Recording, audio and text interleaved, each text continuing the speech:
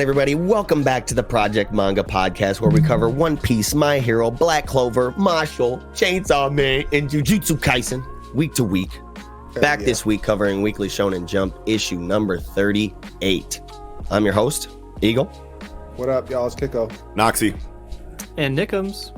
And joining us today is a rare host on the Jump Show, our good friend from the original rendition of the manga chat that kind of spawned the idea for this podcast, as we've said on the show before, Mello Yenis. Thanks for joining us, man. Yes. What up? What up? Fuck yeah. Pleasure to be here. Hell yeah, dude. Thanks. Hell yeah. Happy to have you. And as always, before we get started, we'd just like to say go ahead and visit that link tree in the description box down below. You can find links to any and all of our online communities, audio listening platforms to consume the podcast on, Spotify, iTunes, shit like that, as well as links to support the podcast if you would be so inclined and kind. And as long as we're talking about that, we have now launched the official Project Manga Patreon. And this is something we're really excited about for a couple different reasons, because not only have a lot of you been reaching out to us asking for ways to support the podcast or ways to get more streams of content, but we've also been trying to find out cool things that we could do to bring you guys more of that content. And also it allows a quid pro quo situation where we can give you that content at an exchange rate. So yeah, the a couple points we want to hit on mainly is that you can get access to a second Jump show that we're going to be doing that covers Undead Unluck and Time Paradox Ghost Rider, a few other series. You can look on there to see them. And that's something that a lot of people have been asking us about, is more jump coverage. Where's that at? Yeah. Also, we, you're going to get early access to all our content with that as well. So, yeah, without going too far into that, I mean, check it out. The support that we've gotten straight out of the gate is just humbling. Amazing. I mean, I don't know if any of us expected it, and it gives us immense confidence going forward. That even with such a small community, you all could be so caring and supportive for us. And it just, like I said, it gives us immense confidence going forward. So fuck yeah, dude. Yeah, definitely. Thank you all so much. And even to those who haven't pledged to the Patreon, you guys do just as much to support us with the subs, the views, the fucking interaction in the Discord, hanging out, whatever. Yeah. So we love you. It all. As I've said before on the season 2 intro, you all are the grease that keeps these cogs turning. So yes. Nice. That was such a legendary intro for season 2, episode 1, dude. I forgot about that. Oh my god, you killed the game on that. Okay. Yes. Yeah. So with all that said, how y'all feeling about this weekend Jump? Bro. Good week. Fantastic. Great week. Bro. A culmination of a lot of tension. Yep. Yes, yeah. and I'm super crazy. excited to get into it, which I feel like we should do right away. But I just want to say, My Hero Academia and Chainsaw Man blew my fucking wig back so fucking hard. I think I fell out of my chair reading both chapters. Chainsaw Man is... It's a good week to be on here. Yeah, right? Yeah. Finally made it work on one of the biggest weeks in Jump. So glad to have you here, Mello. Bro. All right. It hurt me. Yeah, dude. Yeah. Let's just get right into it, man. Chapter 118 of Jujutsu Kaisen, the Shibuya Incident, Part 36. Yes. And we start right off out the gate this chapter with Big the smoke. hands, bro. Yo. Divine General and Sukuna, bro. This fight is hitting different right now. The choreography for it. I mean, this is right away when he's bringing the hammer down and Sukuna just stances up, takes that, and Just tanks it. And then the fucking ground like, breaks under it. Like, yo. But he's totally chilling. I think the reason why this fight hits so hard right now is because, like, this is Sukuna's first, like, real, you know, altercation that's not a one-sided wallop. And, you know, and I feel like it's so much more special because of how many times we've seen Sukuna peppered in throughout the series since the beginning, and he literally just slaughters everyone and then, like, goes back to chilling in his inner domain and whatnot. So, like, him being out right now, as long as he is the longest that he's been in control of Yuji's body since he's kind of like they've entered that relationship. You know what I mean? Well, and also And- this is the closest he's been contested, I would say. Yes, exactly. You know? Oh, yeah, And for the sure. fact that it's Divine general. the fact that it's 120 chapters since his introduction, I feel like is what makes this moment so spectacular right now in the series. So Yeah. He's And it's like it's oh, go ahead. go ahead. he's been a kind of a runaway train for a while. Like Yeah. he's pushed the threshold further than he's ever been. He effectively could, like, if he gets a few more fingers, he might be able to like seal control permanently. And this is the first time he's like been like treated like on even trades. Like I had to look and see when he body blocks that hit. I had to like peer and like look at him like, does he bleed? Because it immediately zooms into his arm. Yeah. Right where he blocks it. They have a whole panel dedicated to just that. And I was just like, oh, did that show damage? I don't know. Yeah, I It never was even a- thought about that. Like, is he? Like, It is was he a reference bleeding? panel so that you could like, because he was talking later in the chapter about the positive energy versus the cursed energy that imbued his other attack with. So he's alternating back and forth. yeah. Or maybe it switches every time one of those balls clicks. Like for each ball, for this ball, he's on positive, cursed, positive, cursed. yeah. You know, switches back and forth, something Each like that. turn Who of the knows? wheel. Yeah. But Yep. that could mean that there are like 8 turns. So there might be just 8 different types of attack. Right. Yeah. And it does, you don't even know. Like, what if there is, like, because there's positive energy, there's negative energy, they might have, like, a kind of, like, a dual attack where the wheel cranks twice, and then you can use attack that does, like, both forms. You have to, like, balance the block or something. Wow. And there is dialogue, actually, that says that there might be a difference between, like, positive and reverse curse technique, or reverse cursed energy, right? Because, like, we were just, at least I was under the assumption, ever since the hidden inventory story arc, where we like found out what reversal jutsu shiki was, that you were literally just like doing a double negative of reverse cursed energy and it makes a positive. So like hearing now in this chapter that there might be a difference between that positive energy that Sukuna's talking about right now and reverse cursed energy is like really interesting to me.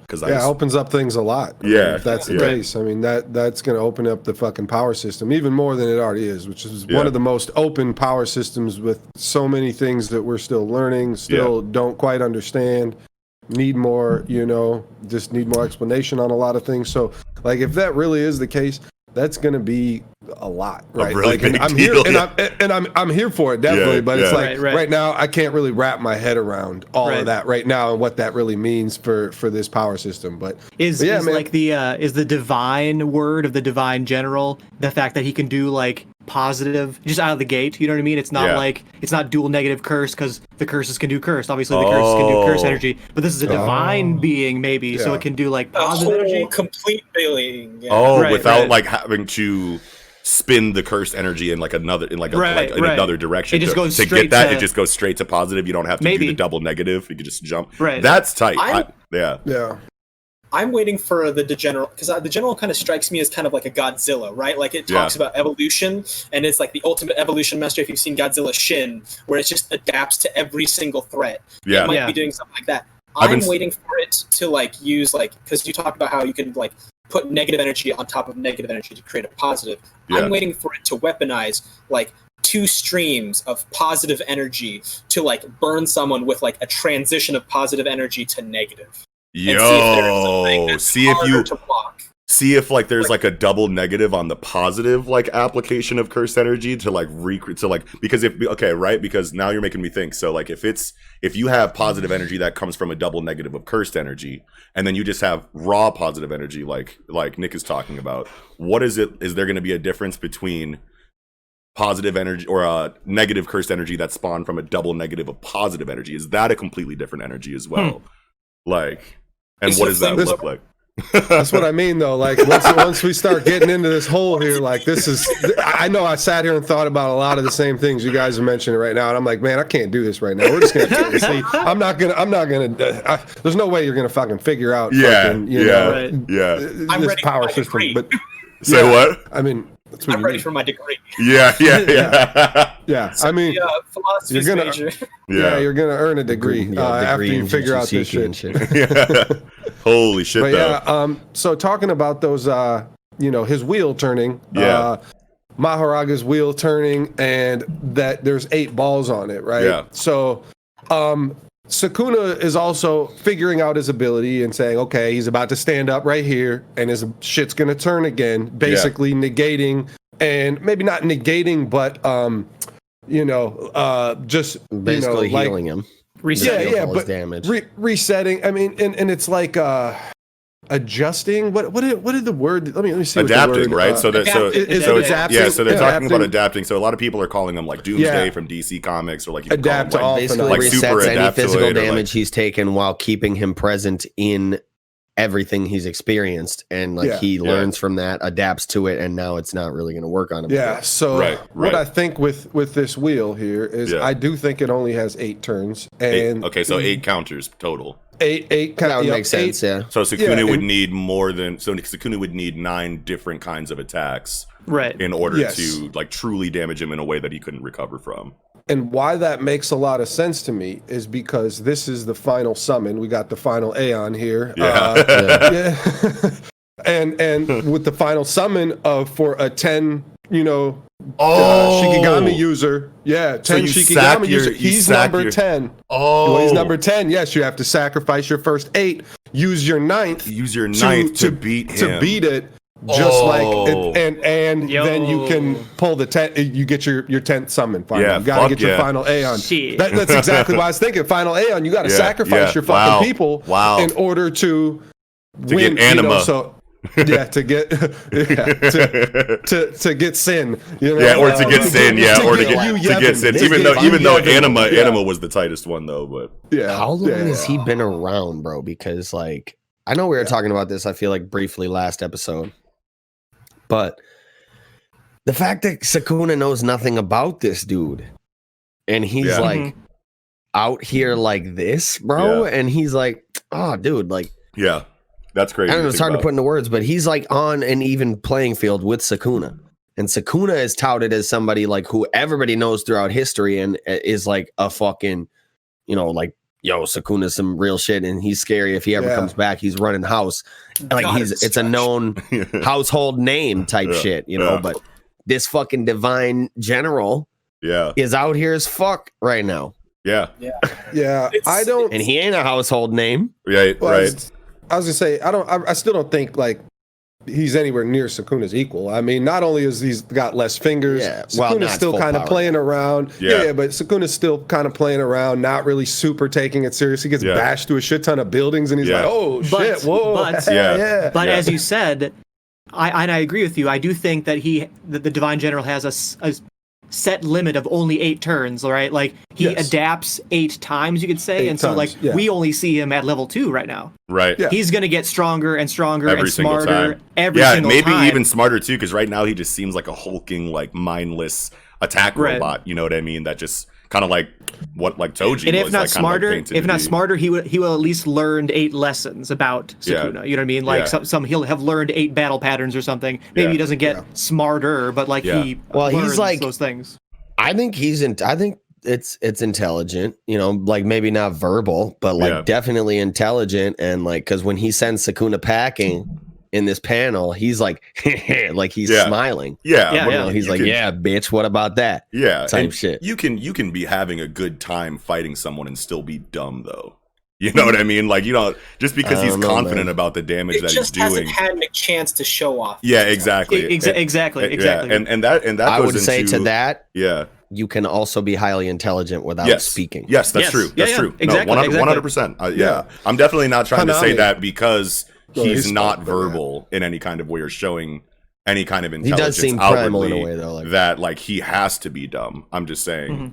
Just because he's smiling while attacking doesn't mean that he may be smart now. Sure. Yeah, he may be smart now. He may be dumb now. He may get smarter, or he might not get smarter. There's tons of possibilities. One thing that I'm happy to see though in this exchange is how good of a and we always knew that Sukuna was wildly intelligent, in some degree. He's been around for a really long time, and he has a really good understanding of Juryoku to the point where he can just flat out copy anyone else's technique that he sees. But it's cool to see in an exchange where he's not just one-sided wiping what he does on defense, right? He's a very competent fighter despite like what he's kind of like shown in the series so far, because I was just assuming that he was just relying on overwhelming power and You know what I mean? And like nobody is shit to him, so he doesn't really have to use his mind too much inside of a fight. It's just like, oh, you did that attack, I can do it too. Oh, you're weaker than me, I just evaporated you with one hit. You know what I mean? It's cool to see him on defense in this way because it shows just how analytical he is in combat. And like, this motherfucker was probably, you know, a ridiculously capable sorcerer, like human sorcerer, which we knew that, but like just seeing this side of him is just cool to see right now, I guess is what I'm trying to say. He must have been like bitingly cunning when he was younger, before he achieved like this god of destruction level of power. Yeah. Right. Yeah. Yeah. So do you guys think that, so first, Maharaga hits fucking Sukuna with positive energy, which he blocks and says, you know, like if I was a cursed spirit, I'd be a goner, you know, like like that positive energy does that mean once you can harness positive energy in a, you know, offensive way, are you gonna just be able to wipe curses? Yeah, like it's just a hard counter to curses. But that's what makes sense why that you know, General Maharaga here is the only one who can use it, and is the only one who could use maybe pure positive energy. You know, like we're saying, we got a double negative to make positive, but if we just have like this pure divine, you know, because he's divine and he can just use positive energy, that would you know, make more sense to me, because you know, we don't need people that can just come through wholesale and wiping curses, because obviously you know, curses are going to be a part of the story. I mean,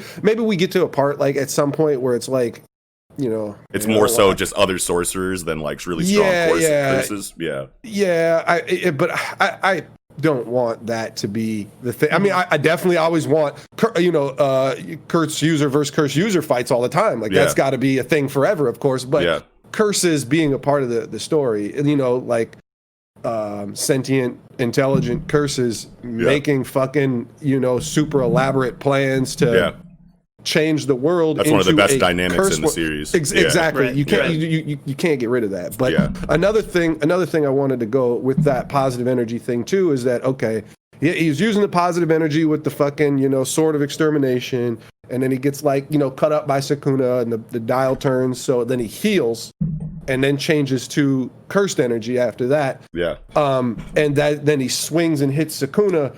And is he overpowering Sukuna, or is Sukuna preparing a block for positive energy, gets hit with cursed energy, and that's why he wasn't ready and gets smacked across the whole city?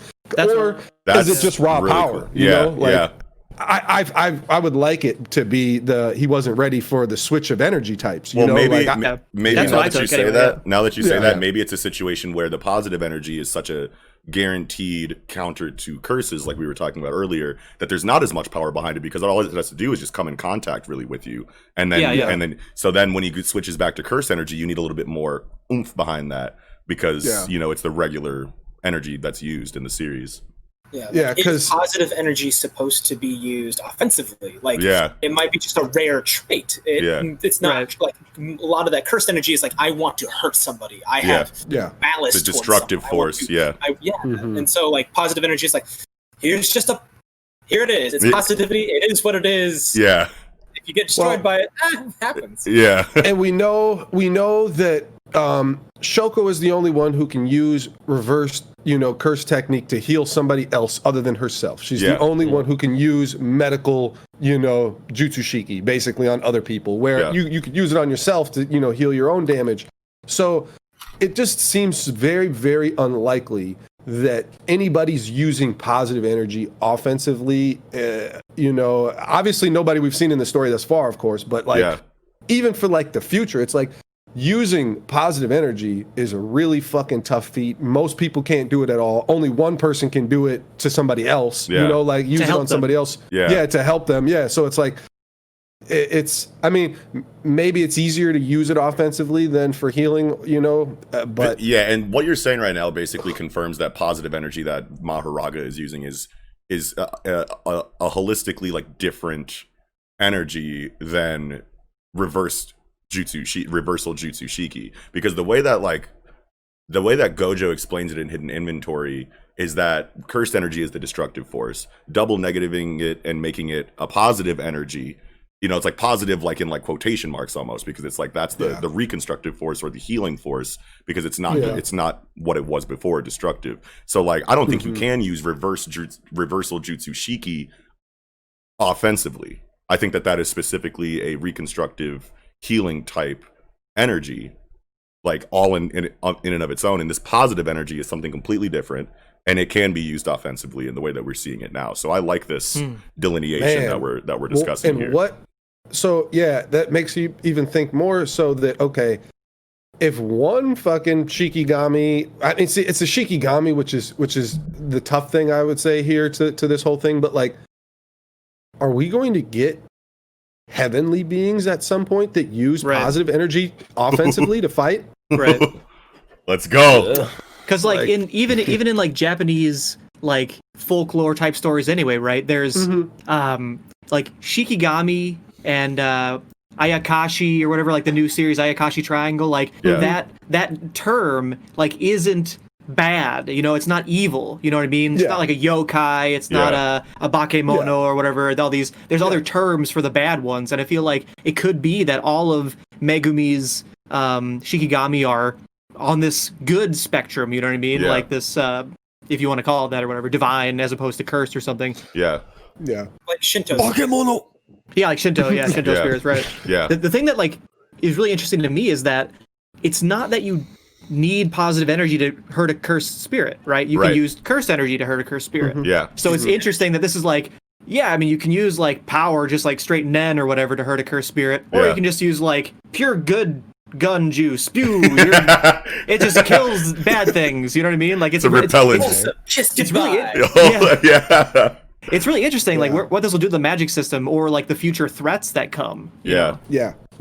And I think that's kind of like what Kiko was kind of like trying to talk about, right? It's like he doesn't want to see like it doesn't want to be like a conqueror's hockey situation where like it's like this, it's touted as like this super rare thing, and all of a sudden like 70% of fucking people that we've seen since it's been introduced have conqueror's hockey now all of a sudden, you know what I mean? And it's like, I mean, that's not true, but you know, it's a lot more, it's a lot less rare than it was before. And you know, and it's kind of like Bankai too, like inside of Bleach, you know what I'm saying? All of a sudden everybody has a Bankai, you know what I mean? It's so easy to get to that point. Because you're with the top tiers now. Well, right, and you're with the top tiers now, but still at the same time, it's like there were top tiers there when you were talking about how rare it was the first time. You know what I mean? So like and I feel like this is a hole that a lot of shonen writers kind of like dig themselves into, but I feel like it's not something we'll have to worry about with M.A.N.G.A because of domain expansion as an example. You know what I mean? Like domain expansion and Black Flash, even for example, are things that the series has been telling us are very rare, and has been showing us that that's still true 120 chapters later. You know what I mean? So like if Nanami and Naobito, you know, like really high tier grade ones, like don't have, you know, domain expansions, and you know, like Black Flash is still as rare as it is. Like we haven't seen Black Flash once this entire arc, and Yuji was in a full power fight. You know what I mean? So like I feel like we can be pretty confident that this is not going to turn into a situation like that. Right. Yeah. I wonder if like the General or Sukuna can use Black Flash, because they can use all these different types. Bro, Sukuna's gonna Black Flash next chapter. Like, that's the ninth attack. But what if Sukuna uses Black Flash and then it goes and then it uses Black Flash? Oh no! Or like White Flash using positive energy. White Flash with positive energy. I'm just, I don't know, man. But also, That's I feel wild. like Sukuna is strong. He's methodical. I think he's going to figure it out. He's going to follow the General's rhythm, and then he's going to start winning. And then Giga is going to like throw us a bone and like have like Yuji start to like take control. Yeah. And then that might mean Sukuna is out of the fight. And then there's an already weakened General that Megumi might actually be able to defeat at that point. Yeah. Oh, dude, you want to know what? Because he's going into the demonic territory at the end, or the malevolent shrine at the end of this chapter. So he's going to hit Mahoraga with the fucking territory, and then it's going to ka-chink, and then we get a domain from Mahoraga to counter. Maybe. Yo. It would be like the divine territory. Yo. No, dude. So hard. It would be the benevolent shrine. The benevolent shrine. Benevolent shrine. All attacks just heal me. Oh. That'd be crazy. Oh my god, now. I don't think we can do all that. That's a slippery slope right there. But I trust Gaga to like he does power scaling so well. Like he has a very elegant sense of power scaling through all the fights. Yeah. Right? Like the volcano guy was kind of weak, but only against people that we thought he was weak. Like not weak at all. Yeah. And then he actually turned out to be one of the strongest. He got squished. And I think that like power scaling is a big core component of Jujutsu Kaisen. Yeah. And I think he's very aware of it, and I'm not worried about it. Yeah. Right. Either. But I think we probably do want to talk maybe a little bit of like what domain expansion means against even just so you got a sure hit technique, right? Even if his fucking little thing turns, like, I mean, how can that really negate a sure hit technique, right? Like, probably in a similar way as like Falling Blossom Emotion or like Simple Domain. Maybe he'll just like adapt to Simple Domain, like. But what if the wheel is not just learning it and healing, but it's like Handy Hup's like tear tattoos. You literally can't kill him unless he's run out. Maybe you literally can't kill this Divine General until it's gone through all 8 sequences, and maybe this domain expansion is actually premature. You know what I mean? Like, he's going to use it, it's going to kill the 3rd one, but then he's going to be like, oh, well, I still have 5 more, so that was a mistake on your part.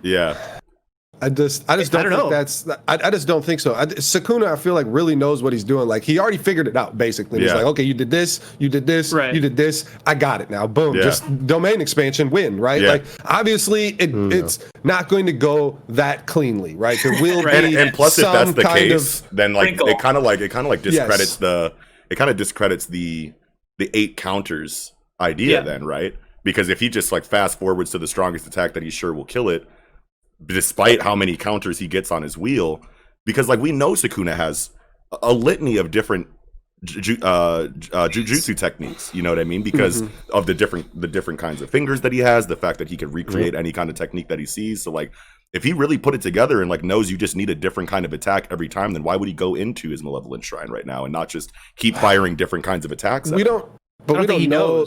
Right. We don't really Kiko was saying know. that he thinks that he's figured it out. So. Well, I think the dialogue in the inner monologue from Sukuna is pretty clear that he has deduced what's happening here. Yeah, and we have no idea. We have no idea what Malevolent Shrine really does. We don't. We do not know. Like, you know, what if he just rips the fucking wheel apart into a bunch of pieces and splatters his ass all over the place? Dude. You know, like, what if it negates healing? What if it negates healing? It could be a bunch of things. Like, what if it negates reality altering? Since that's what Maharaga's doing, right? He's almost I won't say he's altering reality, but he's negating things though. Like he's taking the damage, he's fixing it. Is it just healing? It doesn't seem like it's just healing, right? Like he's saying you're adapting and changing. So maybe that's not like reality manipulation, but it's like in a way, like you're going, okay, if you get hit with an attack, you know, and now that attack no longer works on you, it's in your, you know, it's in your bag of attacks that doesn't work. You get 8 attacks that you're hit with and they no longer work. I think that aspect and his healing are 2 separate things that are happening. I think that he's getting hit with the attack. The cog wheel is going, or the wheel is spinning. The reversal Jutsu Shiki is healing him back to full, and then now a separate phenomenon is adapting him to a point where you can't use that attack on him again. I think that it's a couple different moving parts to Maharaga. I think that inside of like what we already understand, turns and he heals. I know that's what I'm saying. I'm not saying that I know the wheel turning is the catalyst to him healing, but I'm saying that he takes the damage, the wheel turns, which like sparks the reversal Jutsu Shiki that heals him. And then the fact that you can't attack him with the same thing again after that is a completely like separate thing from what's healing him. If that makes sense. The ability is the adaptation. Yeah, it's a 2-part. The adaptation is separate from the healing is what I'm saying. The adaptation is separate from the healing, I think. I mean, sure, it's just hard. It's kind of semantics. I mean, it's not semantics, but it's how you want to word it, because it's speculation. Not only conjecture and speculation. I mean, just kind of how you want to word it. Like, is it two abilities that happen at the same time? Like in every one turn of the wheel, is this two separate abilities that are happening due to the wheel turning, or is it just one? Because it doesn't happen until the wheel turns, right? Like, and also, it doesn't happen. Well, does it happen if he doesn't get damaged? Like, why would he turn the wheel? No, if it doesn't happen. Get damaged? Yeah, it doesn't happen unless he gets damaged. It's like the damage happens, and he goes, not only will I undo the damage, but now I learned what that is now. Yeah. You know what I mean? Yeah. I think he's absorbing damage. You think he's absorbing damage and learning from it. Absorbing damage, learning the technique, being impervious to it.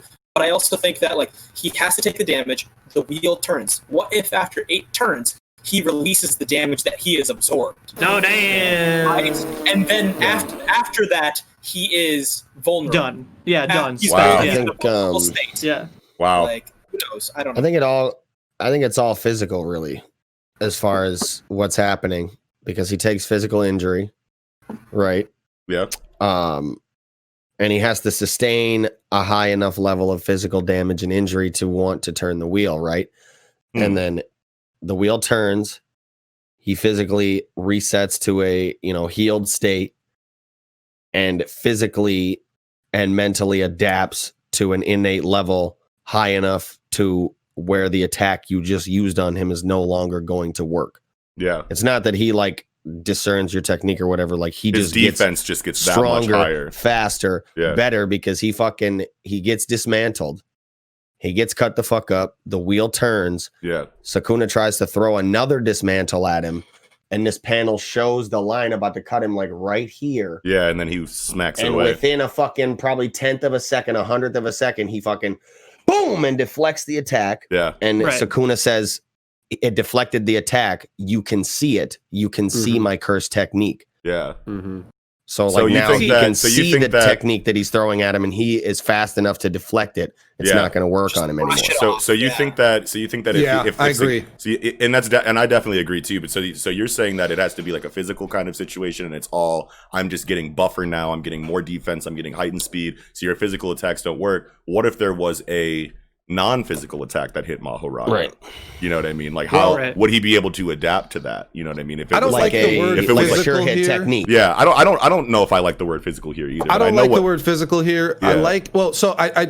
I like what Eagle's saying, though, is that Mahoraga does get hit with dismantle. We haven't said the name. It's dismantle, which is we cool. now know that it's dismantle now. Yeah. Which makes me think that we're going to learn what the Malevolent Shrine actually does next chapter. Yeah, because there's a chance that he could just use Malevolent Shrine and not give exposition. But I think that he'll use it next chapter and give exposition because we got dismantled this chapter. I just wanted to throw that out there. But yeah, sure. I think physical is kind of a weird word to use. Like, you guys are kind of right. But we were talking about how he's kind of a primal being earlier.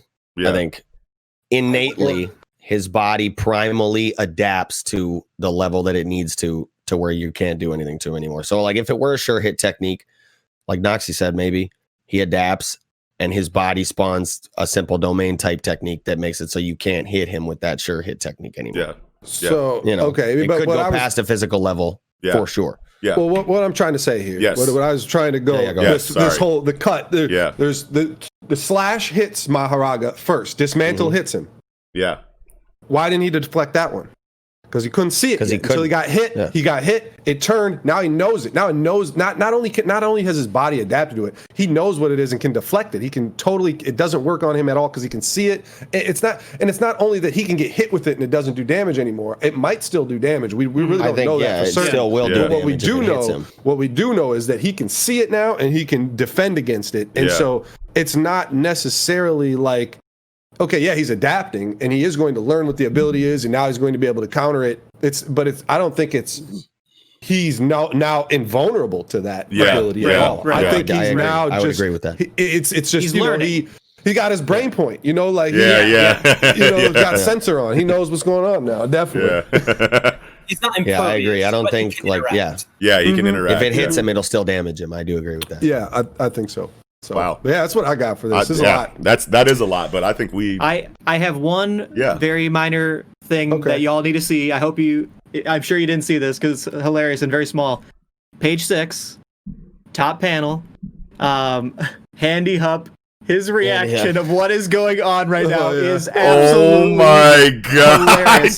That is what I feel like. That's what I feel like reading this chapter. Like, it's just like, oh, this is That's crazy. Funny how M.A.N.G.A took the time to draw him in there and just like he's just like, Huh? like I'm so glad you brought that up, dude. Oh yeah, and we didn't talk about how he like mentions like the Yamata no Orochi. I don't know if you guys had any. Like, and the 10 treasures. He and the 10 treasures. Yeah. Like there's dialogue there for that, but like I didn't look into that. I mean, like I remember, you know, Yamata no Orochi and like Susanoo's story, like with Kusanagi and whatnot, from like just playing Smite and shit, and just like looking into like mythology, like back in the day and whatnot. But I couldn't figure out anything to say that like linked back to any of the lore that we already have for Jujutsu Kaisen. So like, and I don't think you guys had anything for it either. Otherwise, you guys would have went out of your way to bring it up, I didn't really have. I would say that it's maybe just something that we can get excited about for later down the line. You know, you guys were speculating earlier in the segment about a potential divine side of things later down the line. Yeah, maybe we could start getting into like divine beings, deities, the Yamato no Orochi, crazy shit mythology. That people, you know, have contracts with and use to fight with or some shit, or that have been like a force of nature throughout time or some shit. Sick. Like those land spirits from Kakaishi. Yeah. Wow. I was trying to look up like 10 treasures, like what they would be, because it's like when you start to look them up, you only see like the 3 treasures I already knew. You know, like you already mentioned, like Kusanagi the sword. You see it in a lot of anime, like that was Orochimaru's sword, right? And you obviously these are Japanese lore, but they have 3 treasures, you know, like you got the Yata no Kagami, and then the jewel, whatever the Shikan jewel is. Amaterasu's jewel, right? Or no, that's the Yata no Kagami. That's the light mirror. She has the light mirror. She has the light mirror. But the jewel, what is, I'm gonna Yasakani no Magatama is the jewel. It's and that's what like the Shikan jewel from like Inuyasha is like based on. It's, you know, but those are like the only 3 treasures. So I was like, I don't know, maybe this isn't Japanese lore. Maybe, you know, I look to, you know, Chinese is where you go next, right? Automatically, you know, like let's look at Chinese lore after that and see. But I didn't find anything on the 10 treasures when I was trying to find them. Yeah. Dude, Mello, like you totally like reminded me of Kakaishi. I completely forgot about that. That's so fucking funny. I think that, and it's also like if it is like what Eagle was talking about, where like, oh my bad, sorry, what were you saying? No, I was just saying like it's like an older series. But like I think I can see like elements from Jujutsu Kaisen that like touches on it and borrows from like the same pool of like Amyoji sorcerers, a relationship with like the spiritual world and how it struggles with like modernity. Oh yeah, for sure. Great point. Yeah. Wow. Okay. I think that's about all I had for this chapter, though. I'm good. Alrighty. Well, with that, we could probably go ahead and jump right into chapter 81 of Chainsaw Man. Man. Well, why is he doing this to us? Starts off pretty nice, you know, a little. I mean, not comparatively really, to the end. Comparatively, It's still, I mean, it says a lot. Yeah. So, I mean, I guess the first big thing that I want to bring up is the painting on the wall. On Makima's wall is the fall of Lucifer. Yes, that's the name of the painting. Yes, sir. And so, what does that really mean for this story, right? Like, we feel like we should meet Lucifer at some point in this story, right? Like, is Puchita and Denji Chainsaw Man, like, is that like this story's version of Lucifer? Like, we obviously know that they get to reincarnate people, and obviously that's, you know, where you'd want to go like right away, I guess, with it. So it kind of seems like that's probably too obvious, and that's not the case. Yeah. Just the thing though that I was thinking about is when you think of him as Lucifer and like reincarnating the devils and stuff, because I mean that's his job, even though it's gonna be a different name. Like the symbolism, or maybe it's not symbolism, but just think of a chainsaw is eternity, right? It's a never-ending cycle of chainsaw. The chain on the chainsaw, it spins and spins and spins, just goes forever and ever. And you know, like that to me feels like that since that's what he represents in this story, basically, is Right. eternity. Like he's going to keep cycling through this Right. madness or whatever, this life. Like maybe this, like Lucifer gets put into bodies, Puchito, whatever. Like Denji's just one of many that this has happened to. Wow. Like keeps going through, and it's always in this hybrid fashion. But I never even thought of anywhere close to something like that. I figured that the painting was a metaphor for like Denji's like fall into like depravity, right? Because he has no one. Well, let me give you one more. So Yeah. this painting is super famous. It's a drawing actually from Paradise Lost. Yeah. So what if it's a little like, I love Kiko, your theory, whatever. That's super beautiful or whatever. Maybe it's like a little simpler in the sense that like this chapter, Paradise Lost. You know what I mean? Like he had everything, and now in the last few chapters, he's lost everything. Right. Yeah. That's kind of like where I was going. With what I was saying too, right? Because it's like depravity. You know what I mean? Sure, It's like you have this character Denji who already had like a really shitty life to begin with, and he gets like kind of like reborn into this devil hunter lifestyle, and he befriends Aki over time and power and whatnot over time and develop and we've been talking about on the show about how like despite all of these events and instances in his life that you think should be taking his humanity away, he is still very much human in a lot of scenes that we see, despite what's going on around him and what he's been through, right? And it gave us hope for his character, you know what I mean? And then now Makima and the story are just stripping everything that really kept him human away.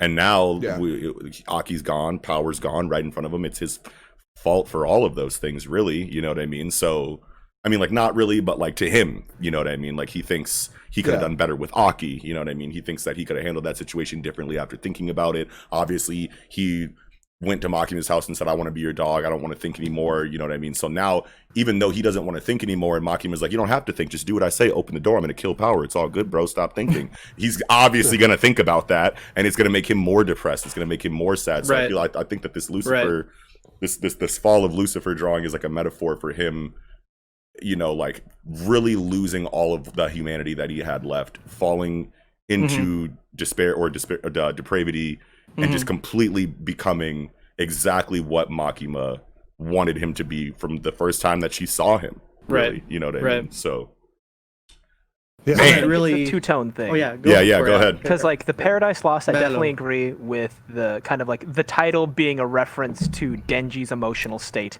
and his like current predicament. But I think the subject matter of like Lucifer falling is more of a reflection on Makima's like personal beliefs and like reflection, like understanding of devils, like how she views devils. So her power seems to be about ruling. And there's a famous quote, I would rather rule over hell than be a servant in heaven. Right. So I think that like for her, she's surrounding her stuff with things that she like reflect her life view, right? She surrounds herself. It's a neat, Spartan, organized apartment full of dogs that are obedient. And the one major detail that isn't like, practical is this giant painting of Lucifer, who is just famous for being, ruling hell. Yeah. Right. And maybe she wants to style herself after that idea. Wow, dude. Yeah. I love that. Love that, Mello. Yeah.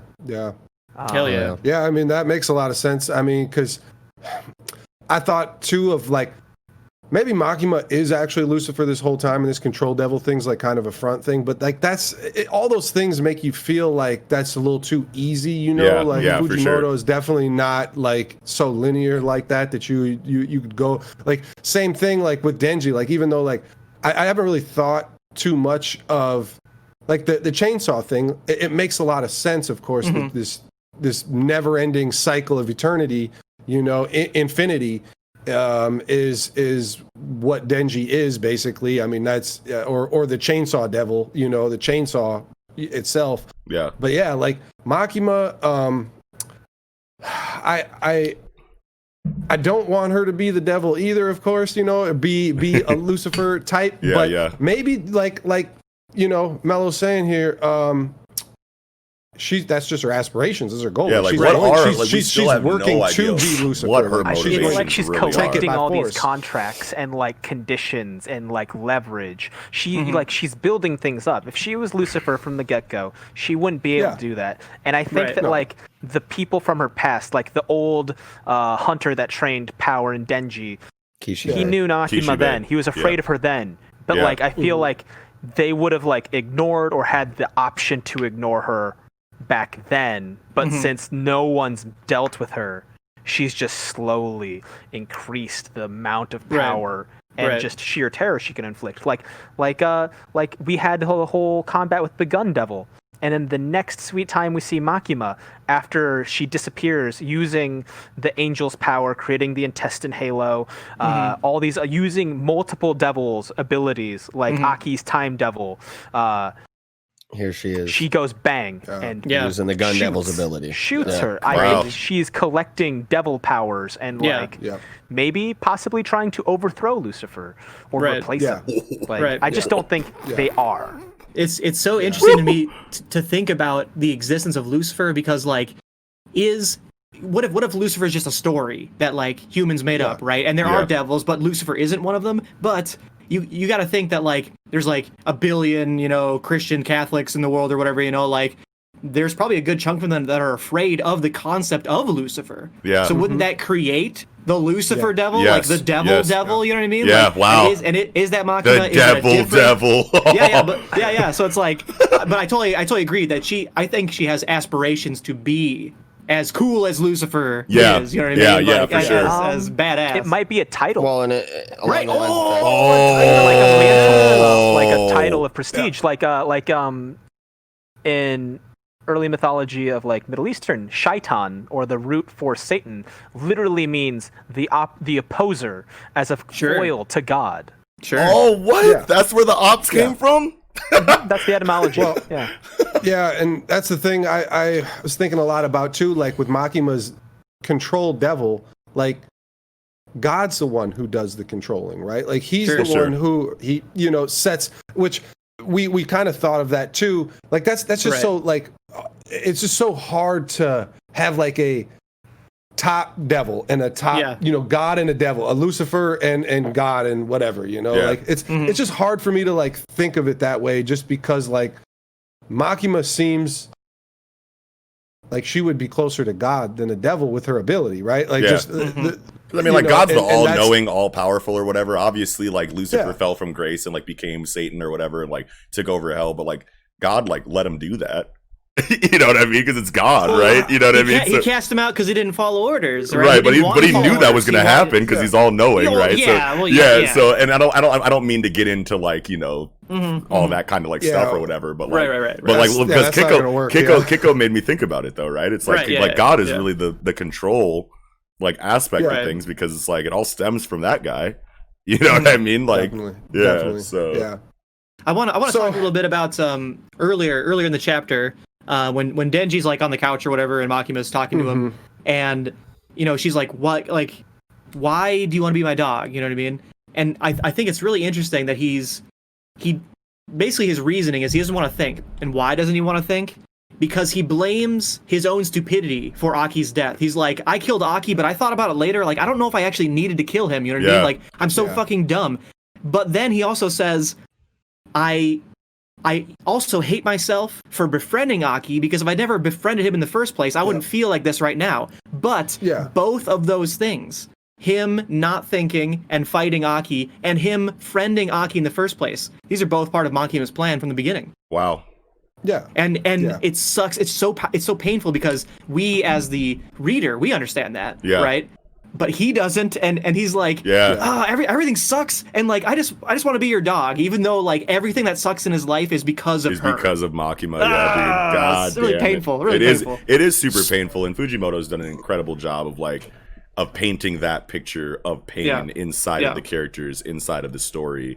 And like now, like I didn't even really think about it like that, but it's so obvious what you just said, Nick. Like, yeah, dude, like Denji is so mad about the way things are going in his life, and it all stems from Makima, and he doesn't know that, and he's blaming himself for things that are all Makima's fault, and he wants to follow her, like no questions, like just take control of me, and it's like, no, you idiot, like, god damn it, like, kill this bitch, bro. I mean, can you? But still, you know, the part that kind of worried me was, sorry for interrupting. No, you're good. Go ahead, dude. So this moment where like he starts like doing this thing where he's like 3, 2, 1, and I think it's hypnotism, right? Because whenever she does stuff to like Aki or Power or Denji and they simply don't act as if like they had that experience, I feel like she used hypnosis on them way back and has left like sleeper commands. Are you sure? Do you really want to be my dog? Yes, I want to be your dog. Yes, I want to be your dog. And like through that command, like he's locking himself to her. And then after that, he's like, I don't want to open the door. I don't want to open the door, but I can't stop my body. And then he has that flashback of Pochita, don't open the door. Yeah. And it's like, maybe Pochita was trying to warn him this entire time about Maki. Maybe Makima is the reason why Pochita is even there. Yeah, so I kind of thought about that too. Just the fact that basically three times asking him, like, "Are you sure you really want to be my? You know, like this is what you want." It really felt like conditions. This was conditions definitely, but and even so to just to seal it, you know, for certain, because the whole thing with Power coming to their apartment. Or coming to Makima's apartment is super questionable, which I got a lot to say about. But so just the fact that once Denji does this, I don't think Makima ever planned for Denji to just come and fully submit and fully, you know, just give himself to her. And since this is what she's been looking for the whole time, and she's getting it like organically almost, instead of, you know, by her own. Yeah, for sure. Well, no, I think it is. I mean, as organic as the situation could be with Denji's situation thus far, for sure. Without it being a control devil command. Not her ability, just her. Yes. Cunning. Like a surprising amount of ease of the situation. Yeah. Ease. Sure. Very easy. And so I feel like she had a plan to use Power to basically make it so Denji's going to fall further into depravity, like build their bond up even more. Right. But then he's like, wait, but then he just fully gives himself to Makima. He's like, well, I guess my plan's already all right. I'm actually going to kill Power instead. I don't think she planned to kill Power right there until Denji not yet. Gives Yeah. Wow. Until Denji gives himself up to her. He did like 5 more steps of her plan for her. Yeah. Like, so he's just like, I was just calling her over to like, yeah. She was gonna do all these things to try and get over her, and he's like, just skip it. Oh, that means that it was a backup in case Aki wasn't enough to break him. Yes. Oh, man. It's just like then he had Power, and it's just like the double tap. How much grief can this one person sustain before they break and come running to me? Yeah. Oh, it only took one? Cool. I'm going to clean up this loose end so that they have nothing to find refuge in but me. Yep. Yes. Oh my God, Mello. Exactly. Goes along really well with something we were talking about. So scary. Last show, I think, we were talking about how potentially with hybrids, Makima can't control them in the same way she would control any other being. Yeah. Right. We have talked about that. You have to willingly give over, you know, consent control. Yeah. And so maybe that's what she is trying to do, is lay out this entire scheme. Oh yeah. To pull him down further and further into despair, to get him to relinquish control of the Chainsaw Devil to her in a way, because she can't take control of a hybrid in any other way unless they consent to it. Yeah. And Kiko earlier was talking about Lucifer and her maybe trying to usurp the throne of like king of devils, quote unquote. And it kind of like had me thinking, I don't know, a long time ago, I can't remember exactly when, but I brought up offhandedly, jokingly, something about how, given the lore of the Chainsaw Devil being a figure in hell that controls the reincarnation and the flow of the devils in and out of hell, I was kind of equating it to a Cerberus kind of role for the Chainsaw Devil, and that could go really well with the whole Lucifer King of Devils thing. Yeah, that the Chainsaw Devil, i.e. Cerberus, is the one who is in under command of Lucifer, the king of devils, whoever that title is given to at the time, and whoever controls the Chainsaw Devil is technically the king of devils because they control the flow of time and devil reincarnation. Holy shit. So basically, Hades has a dog named Cerberus, the three-headed dog that is the gates of hell. Yeah. And Makima's trying to be Hades, aka Lucifer, and have Cerberus, her dog, aka Denji. Yeah, aka Pochita, the dog. AKA Pochita, the literal dog. Yeah. Stop it, bro. I love that. Oh man. It's like and that could be a reason why. Did we just crack the code? That could be a reason why. That could be a reason why the devils, like the Darkness Devil and powerful ass devils, were like, how have they never done shit? Maybe that's a reason why they can't leave hell because whoever controls the Chainsaw Devil keeps them in hell so that their power can't be challenged. Wow. Yeah, it's interesting because it's like who's in charge, and then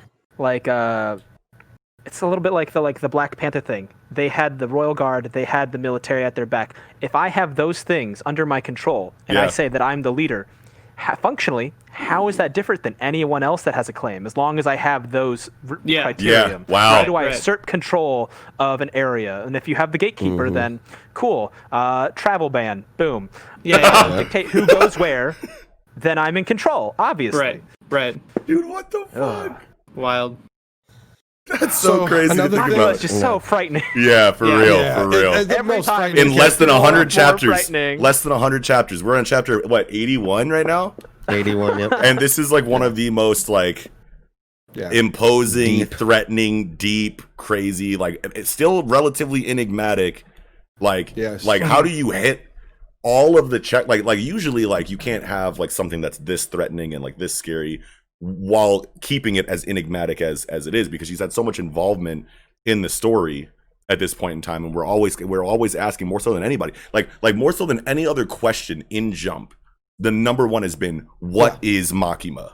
Yes. You know what I mean? There are so many mysteries inside of Jump right now. For over a year, that's been the number one question. Yes, and obviously, and that's crazy that One Piece is almost kind of like an there's so many mysteries in One Piece that we want answers for, and we've been wanting for 15, 20 years. But Makima shows up and it's no. I want to know I want that question answered before I want any other question answered in Jump. You know what I mean? Day and it's one. And it's crazy how it's I feel like Fujimoto, and I always say I'm trying to guess the thought process of authors or whatever, or their outlook or whatever going into making these stories. But it almost feels like Fujimoto fleshed out Makima first and then wrote the story of Chainsaw Man around her character. You know what I mean? This is where I need to hit everyone the hardest is with this character, and everything else kind of fell into place around that. You know what I mean? Because it's this is too much for such a young story. What a character.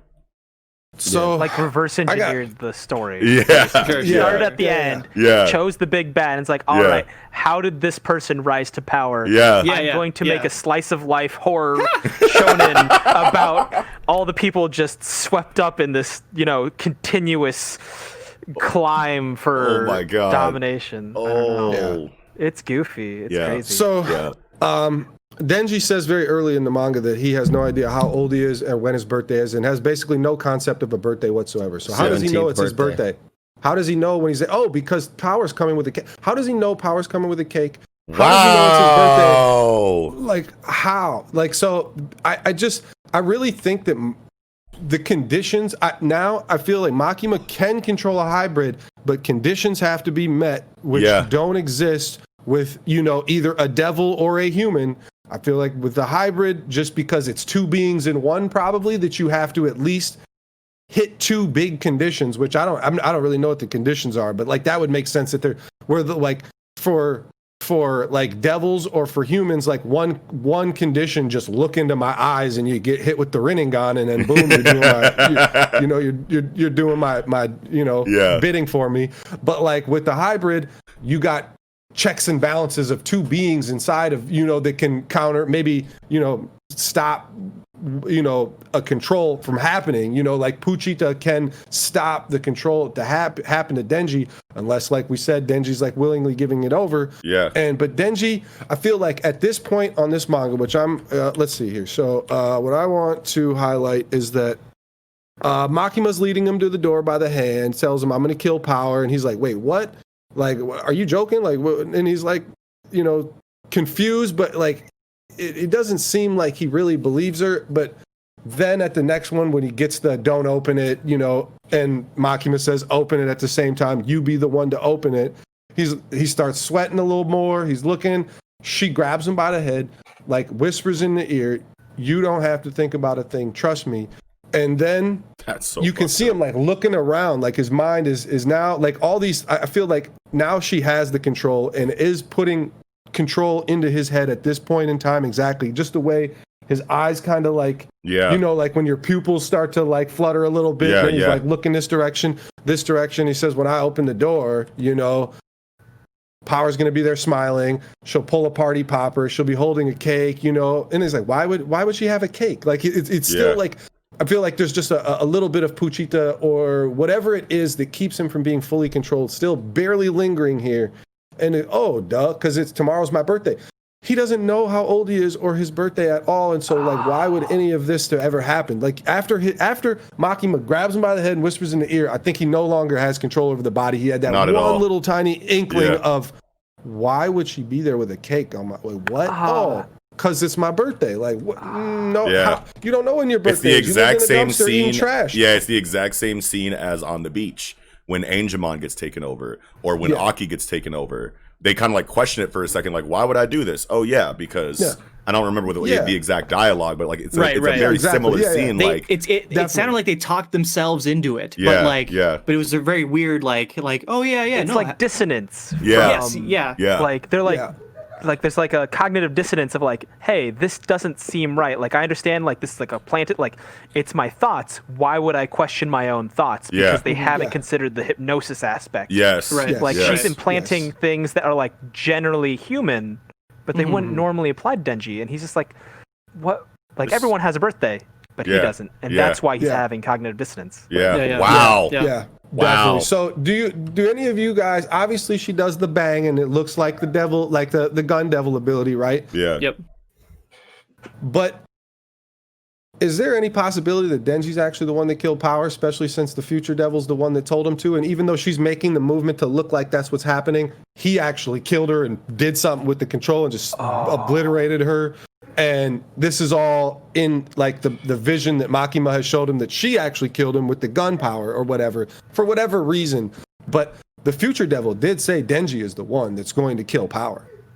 Well, but he opened the door. I mean, did he specifically say like Denji is going to kill Power? Yeah, he said that you are going to kill Aki and Power. Yeah. Okay. Okay. Well, then he killed her by opening the door. But it is interesting. It is super interesting. And like what if, I mean, I like this just because it keeps Power alive. What if this is all an illusion? You know what I mean? Like she is controlling Denji. Open the door. I invited Power over. I'm gonna kill her. Like and it's kind of like a way to get him to believe that he is okay with Makima killing Power because he just opened the door. Makima just killed Power apparently. And what is he gonna do? Like, so like, or maybe this memory that she's implanting that he's killed Power is what actually relinquishes his entire control of his body to Makima, because he's like, Power's gone, Aki's gone, it's all my fault. You fall into that like lowest rock bottom point, and now Makima can come in and take you. And but Power's still alive. So then the next time he sees Power, it's like an Aki situation where he can't even see what's happening, and it's a snowball fight, or it's whatever the non-existent memory is, or whatever the illusion metaphor is for Denji, and he kills Power the same way Aki attacked Denji while thinking it was his brother in a snowball fight.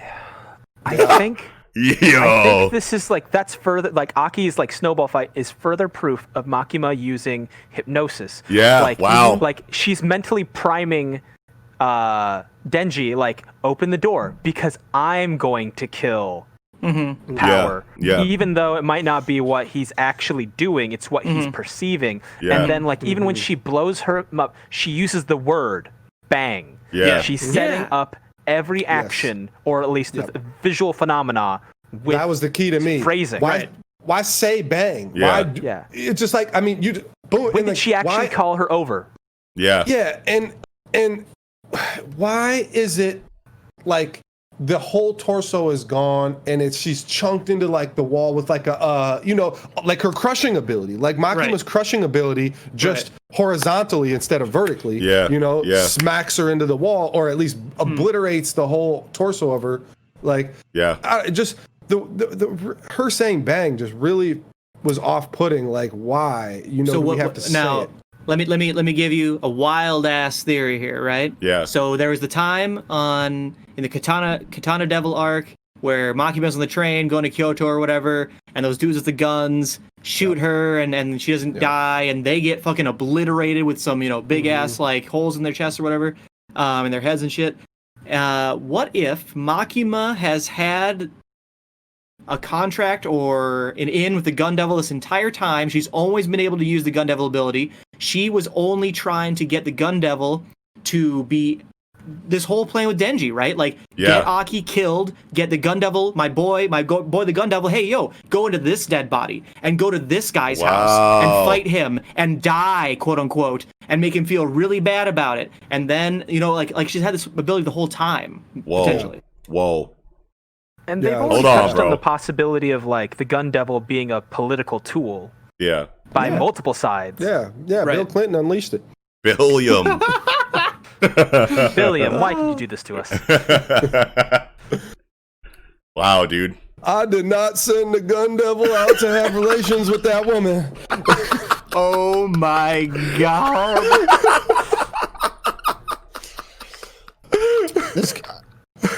One thing that's kind of curious to me is after this panel where Denji closes his eyes and says, "I think this is my right answer."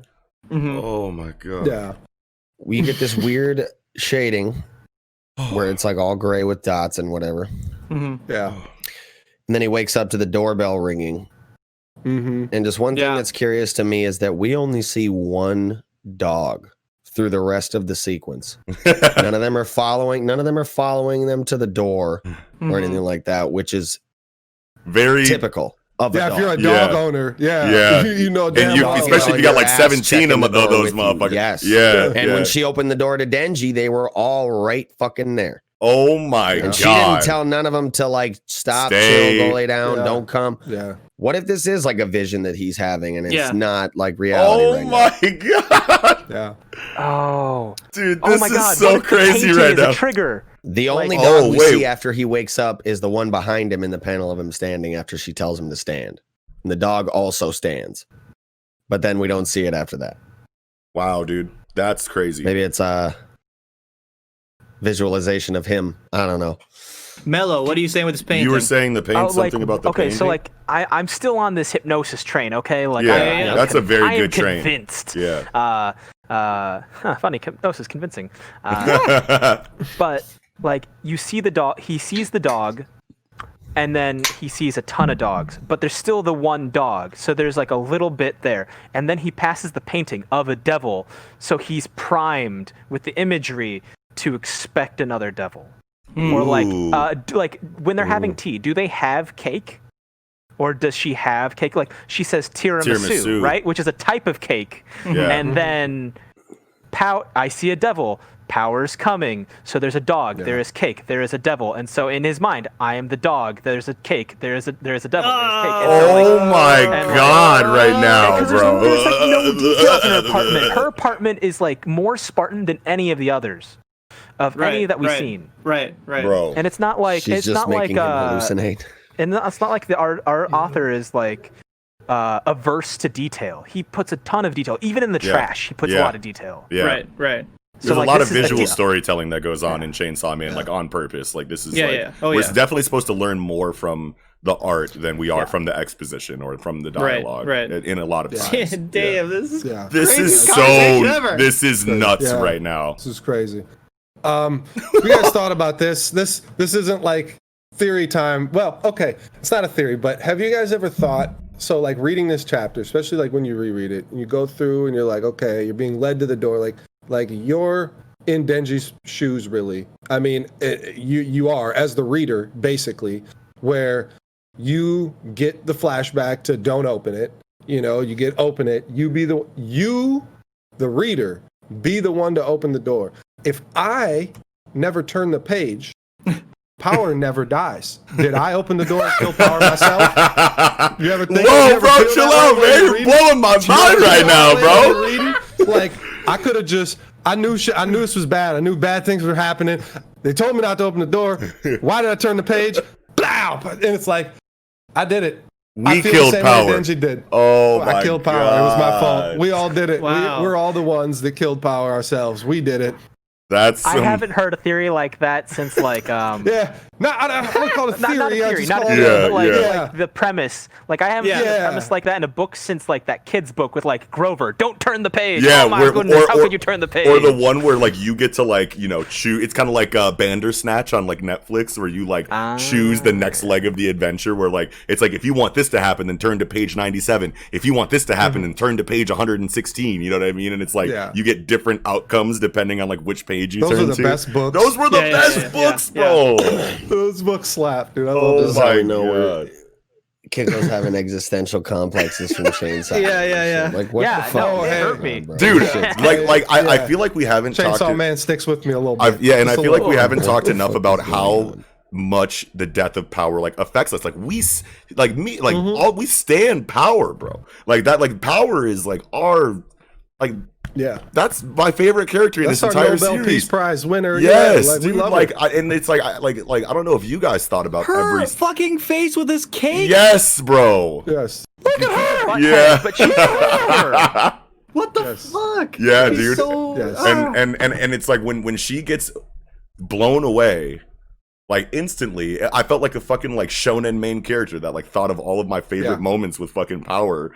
Like we don't get that in this story. You know what I mean? Like if this was like a Black Clover, or if this was like like a My Hero Academia, we would have got like the collage of memories. You know what I mean? Like of all of the best Power moments. Like I had that myself. You know what I mean? I was like, dude, she cracked like with the Kobeni's car gag, the fucking, like the I knew I was, like when she accidentally killed the fucking dude, she's like, I knew I was the best. Like I got the bad guy. You know what I mean? Like I'm thinking of all of her like funny moments. Like, you know what I mean? And I'm like, Power's fucking God, bro. What the fuck? This is definitely a situation where like it isn't like someone's dead and it's like, well, are they really dead? I don't actually think that they're dead. This is just whatever nonsense. Dead. I'm like, how can I make her not dead? How can we get out of this with her being alive? No, what are you doing, bro? I don't want to see it again. Is this the loss of innocence? And dude, and Nick, I loved your fucking live reaction. I'm so glad that you fucking did it, because like when you're reading through it on camera, you're like, I called Power over, and then you just look at your phone and you're like, you look at the camera and you're like, I was like, no, just the look of just. I'm sure everyone felt that same feeling of like, I invited Power over. I was like, no, I was like, it's horror done well. Like, what's Power doing here? Well, and what's so amazing is that this death is nowhere near as like theatrical and like as brilliant as like the snowball fight.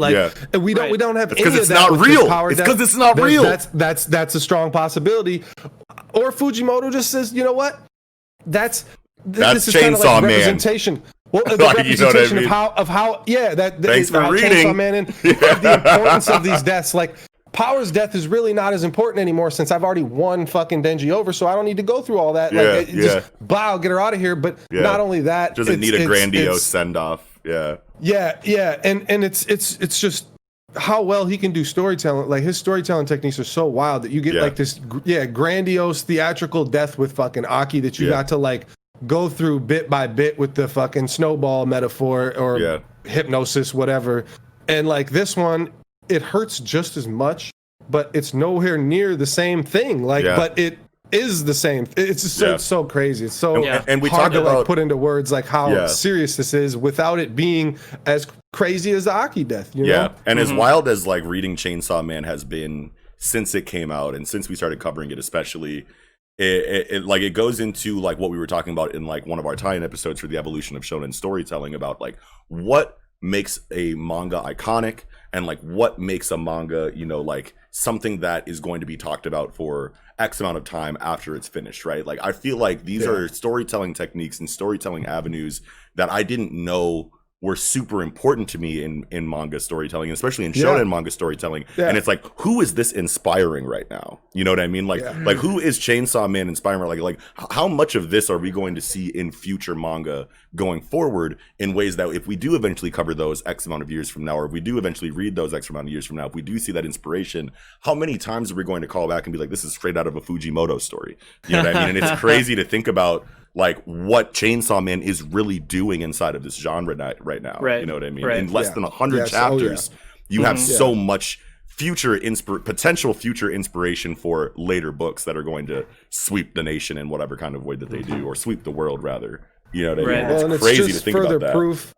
Further proof that as great as One Piece and Oda is, it's like you can have just as beautiful as a story in 100 chapters as you can with 1,000. And it's like that shit hits. Like to how well Fujimoto has packed his story with storytelling without packing it verbally. You know, like the dialogue. Just he's put more story into these 90 chapters than anything I've ever read, and it's very much without dialogue a lot of the time. And it's revolutionary. Maybe you get very headcanon-y, I guess, on a story like this, because there's so much like of you're personally going through the story and trying to like fit pieces together and make sense of all this stuff. It hits harder when it's show not tell, right? Like when you're spoon-fed information and exposition, you're like, okay, this is what I'm supposed to understand. But when you come to those conclusions on your own with a visual storytelling, even if you, especially if you get expositionary confirmation of that thought process, like later, like, oh my God, I was totally right. Like I saw it in the story, I saw it in the art. And it got confirmed in the dialogue later. That's huge. But like, if anything is left up to your interpretation, that is going to leave a more lasting effect on you, because one, you don't know for sure yes or no. Two, you feel very strongly about it because you're using more of your imagination to feel something more from the story than just what you're told.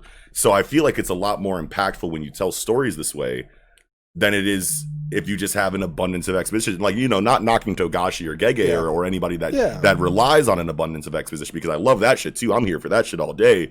But like with something like this, it's like I feel like that's why this story is hitting so hard in less than 100 chapters, is because so much of it is left up to how we feel about the art we're looking at and not what we're told by the verbiage, you know, or by the dialogue, you know what I mean? And it's like, wow.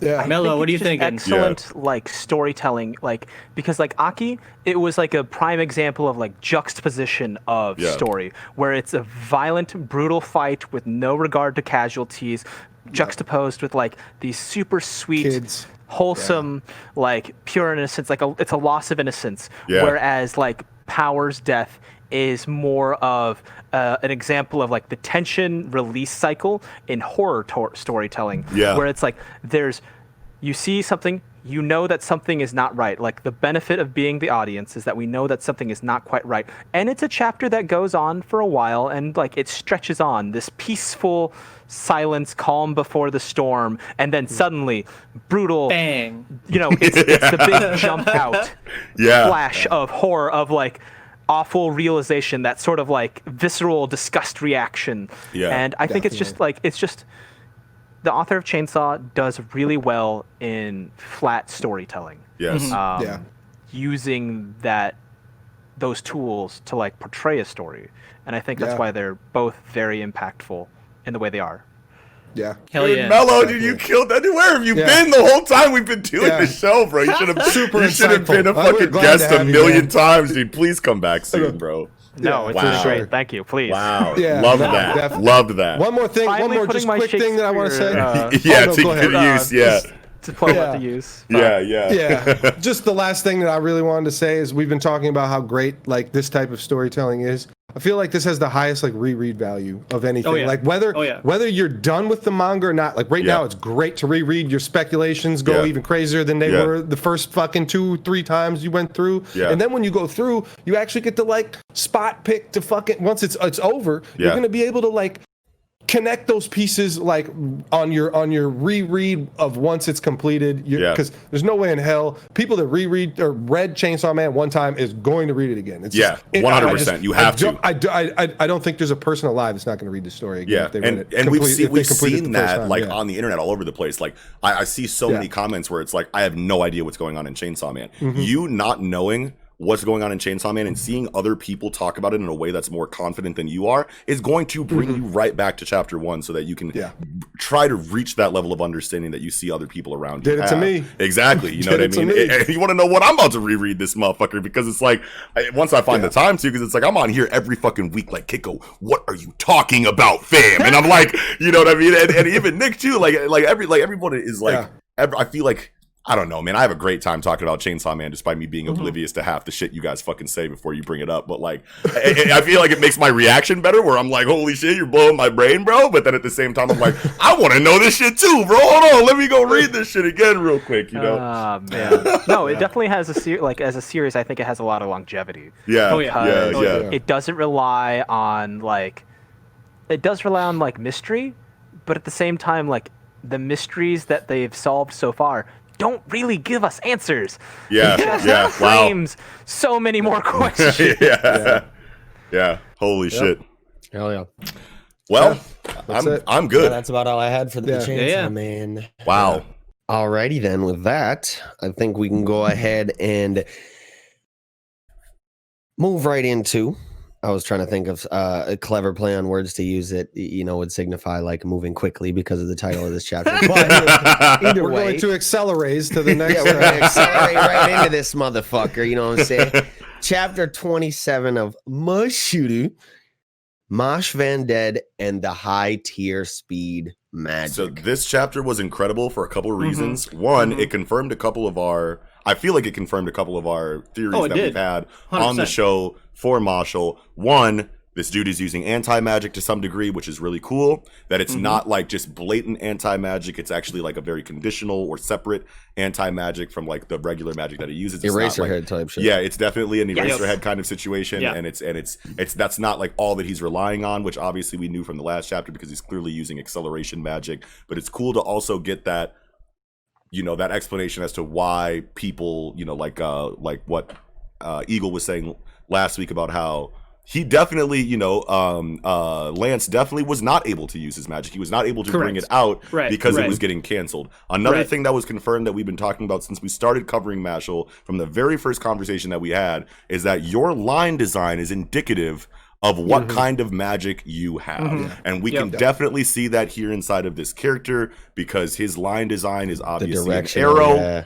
Which a very blatant arrow, which is the exact and now that's not to say that every example of your line design showing what kind of magic you have is this intense, but this is a very intense example that his line design 100%. Definitely tells you what kind of magic that he has, and it's also it's also in the transmutation circle. His line his arrows is in his magic, right in the transmutations or whatever. In the runes or whatever. Which is also very exciting for our idea that Finn has lightning magic because his design is a literal lightning bolt on his line. So that is very exciting. I feel like everything is coming into place as far as our predictions for this series so far. That's how I wanted to start the segment. You guys go ahead. Before we get too deep into like the bag with the rest of the shit, just the cover.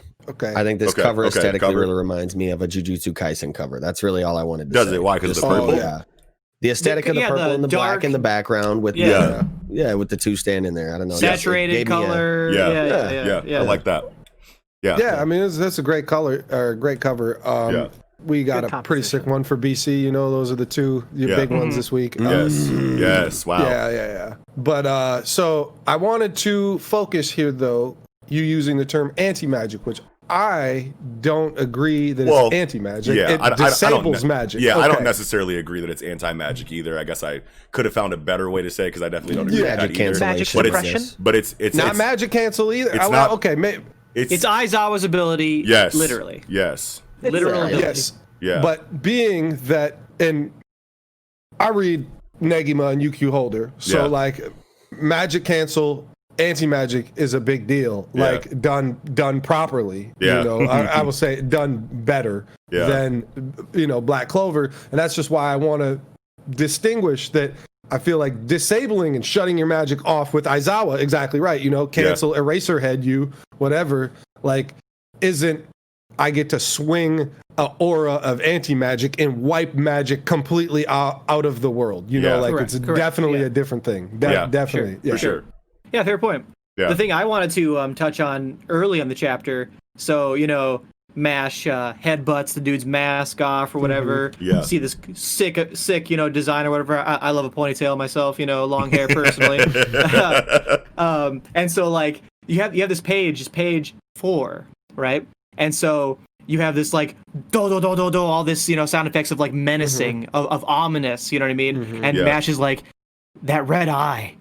Could it be? And there's all this darkness in the background, right? And the dude's like so serious, ... Are you bleeding? And then all the darkness, all the malice goes away, and the dude's just like, really, God, this guy's a fucking idiot. Stupid. I thought that was hilarious. Well, super and it's funny. just great to have that early in the chapter, since towards the end, you really get to fully acknowledge, or just you fully grasp that Mash is a fighting genius, right? Like, he's not an idiot. Obviously, he is. He's a gaggy idiot. He's a Saitama idiot, right? That's what we're going to have in the story. Naive, oblivious, like airhead, like an airhead. Oblivious to obvious, like regular, you know, situations in life. Maybe I'm just clumsy. I think he's naive. Like, right. He just said, It's like it's not that he's he's wise. In a way, because he understands, like, he's insightful.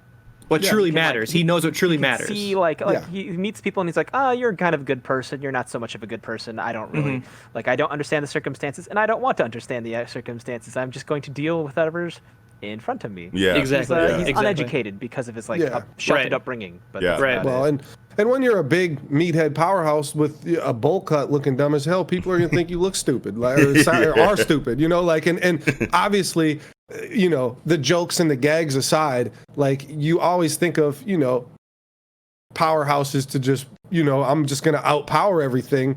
And even though this is a magic series where, like, magic is definitely going to have these effects on a physical type character like this, even though he's been able to thwart most of them thus far, he's going to run into shit like this, where we really needed to see that he has a very high battle IQ, you know, like, and it's important, you know, to just, this is only about a 40% gag manga, right? 40%. Like, this is definitely, at least I want to say, a 60 to 70%. It's definitely decreasing in percentage as time goes on, which is very exciting. But what you were saying about how, you know, he's able to thwart all the magic that's come his way so far because of his superior strength. But I feel like in this situation, you know what I mean? Like, this magic is only so effective because the person he's fighting is still physical when it comes to damage, and he's just outspeeding him. You know what I mean? So he's still the reason why he's having any kind of problem right now is because the speed advantage isn't as drastic as it usually is in his favor as it usually is. If you can outspeed him despite his physical dominance, you can still land hits on him. Otherwise, if you're just shooting energy waves at him, he's gonna bap those away with his physical strength because he's able to react to them, because he's strong enough to. But, like, if you can hit him before he can react, then your magic is going to get through. And I feel like Acceleraze was an incredible magic to introduce this, you know, this disadvantage for Mash for initially in his first real fight, you know, that he's not completely one-sided in, because, like, this character is very physical for a mage, you know what I mean? And just uses that magic to let his physical prowess shine through, you know what I mean? I feel like there's something really interesting about this Acceleraze magic in the sense that, like, so Mash is getting torn up, you know what I mean? So many slashes, and normally in say our reality, you know, you have, like, force is mass times acceleration, right? If you go faster, the same force, the same mass, your same sword, for example, does more damage. It just has more force. But there are two scenes here that I feel like, and one generally and one specific, that kind of say that's not how this ability works in particular, that this whole time, M.A.S.H. has been torn up, all these cuts, but not really damaged that much. Right. And then you have M.A.S.H. doing this like slow motion punch. Like he has no speed, but all the power is maintained. All the power, He just touches the ground and it splits in half, right? Yeah, and so there's even a comment about how like why is it like that? Right.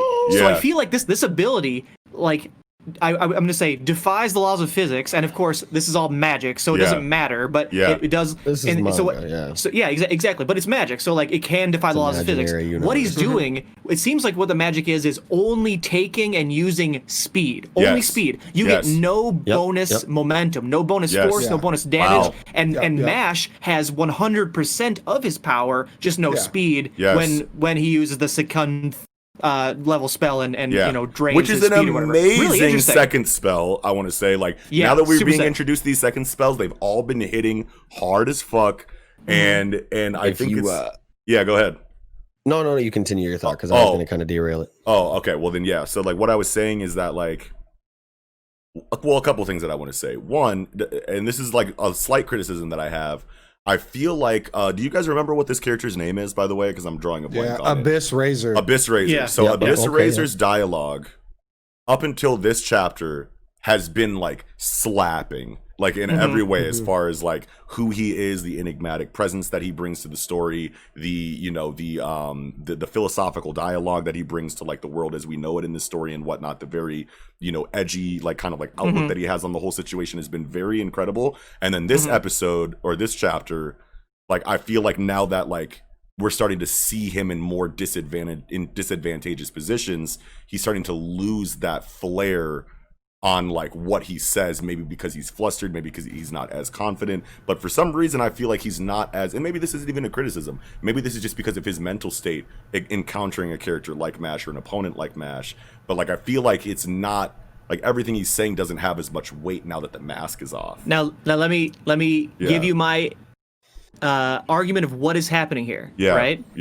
We had a masked villain, super badass, super dark dialogue, as you've been saying, right? The dialogue's been slapping, and he's been portrayed very much as a very, very bad guy. The mask comes off. He reveals that he has a disadvantage, a character disadvantage that has like legit led to his current state.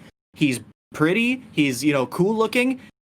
M.A.S.H. would be a great friend to him, right? Because he can look at him, and M.A.S.H. would not be impacted by him. This dude, in my opinion, is literally going to be in the squad. You know what I mean? He's gonna be a good guy because he just wants a friend. M.A.S.H. is gonna win him over. Yes, exactly. Exactly. Wow, dog, dude. Very possible, in my opinion. I love that. I feel like the reason why he seems so much less imposing as he did before is because we're figuring out more about how his ability works. I feel like the reason why it was such a big deal that his character was so threatening and so enigmatic, you know what I mean? Whatever we didn't know how OP he was. Exactly, and now we do, and now we see that M.A.S.H. has, and now we see that M.A.S.H. has real answers for it. So the more that we find out about the character, the less that flair, the more that flair is going to leave his character. So I feel like that might be it. I think that's a very solid point because like in horror movies, the monsters are always scarier when we don't know anything about them. Once you see the zipper on the back of the suit, you've lost everything. Yes. Wow. It's like Promised Neverland even too. There's a big back zipper on the back of the costume effect in Promised Neverland too. I love that analogy. It's that big reveal. But there is a moment with like the edgy banter and stuff. It was like he wanted them to give up. Right? He was like, I am overpowering. You can't beat me. I'm going, like, he had the mask on. He had the persona. He is trying to, like, intimidate. Kind of overwhelming intimidation factor. But then once he has the mask broken, realizes he's fighting against someone that he can't do his normal intimidation to, and realizes that it's someone that has a similar issue. They're starting to relate more to that. And the idea of like understanding their enemy. And I think that he's like, my normal stuff won't work. I'm opening up. He's probably a little rattled. And maybe if I can get him to relate with me, he might give up that way. Wow. Or hesitate. so that I can cut him down, but he also might not want to actually cut him down because like he does do a lot of damage. But like you guys said earlier, it's superficial. Yeah. Is he actually trying to kill him? Sure. It's a good question. Or is he trying to hurt him and get him to give up that way? Wow. You can't touch me. I'm too fast. You're getting fucked up. Give up. He still wants the idea of giving up in his tactics, but is he... I like that, yeah. I do like that a lot. Wow. He did run Mash through with the sword last chapter. He did. And it didn't work. Is the key. It didn't work. It didn't work, but he didn't know that it didn't work. But he did try, and it was on a very important side of the body. Like that was like I'm surprised that what didn't pierce his heart, to be honest, because that was like where the heart was. Well, I mean, but it's lower, but even it was a little bit like, lower, wasn't it? Yeah. It was abdominal. It's like a spleen. It was a spleen shot. Kidneys are important. That was the kind of a little small complaint I have this chapter. Like, you don't get to see a stomach wound on Mash anywhere. Like, like any of the, I didn't see. He's clenching the muscles and tightening the wound. Like, we talked about this. No, I'm serious. We did. We did though. Did he? Is he best Genus? Did he clench his shirt muscle too? You know? Yes. Yes, he did. Okay. He's that strong. His muscles just his clothes just obey what the muscles are doing. Well, and the sword pushed the shirt into the wound, and the wound closed around the shirt. Yes. I'm just kidding. No, I like that. I know. I feel like he might collapse after this fight. For sure. I think so too. We're friends now. We're doing that shonen trope. Cool. Can you give me a hand? It's hard to walk. And I don't know. I'm kind of waiting for it. Yeah. It is that kind of like Eagle, there are those levity moments. I think you have been trying to say previous something wound on page 14. On the panel on top right, it's shining. You know, the arrow is on his stomach, so it looks white. And it is there. It is there. Yeah. But I was just gonna say, I was getting really like Samehada Seiken, like the original 5,000 brick fucking punch from Jinbei in Impel Down, when he was like going really fucking slow with it. And like extends fully and like boom, and everybody around him is like, what the fuck is going on? And then all of a sudden everybody's like, huh? What the fuck? I'll get blasted the fuck away. What is happening? We're all gonna break our chairs. I can't break mine. I can't break another one. Like, that's too much. Fish and karate vibes from that slow punch, you know? Yeah, for sure. That shit was fire. Wow. Yeah, definitely. So, man, I don't want him to join the crew. I don't want Sharingan on the team or whatever. That's my biggest criticism why of does it. he need to join the crew? Well, that's just an idea that Nick had.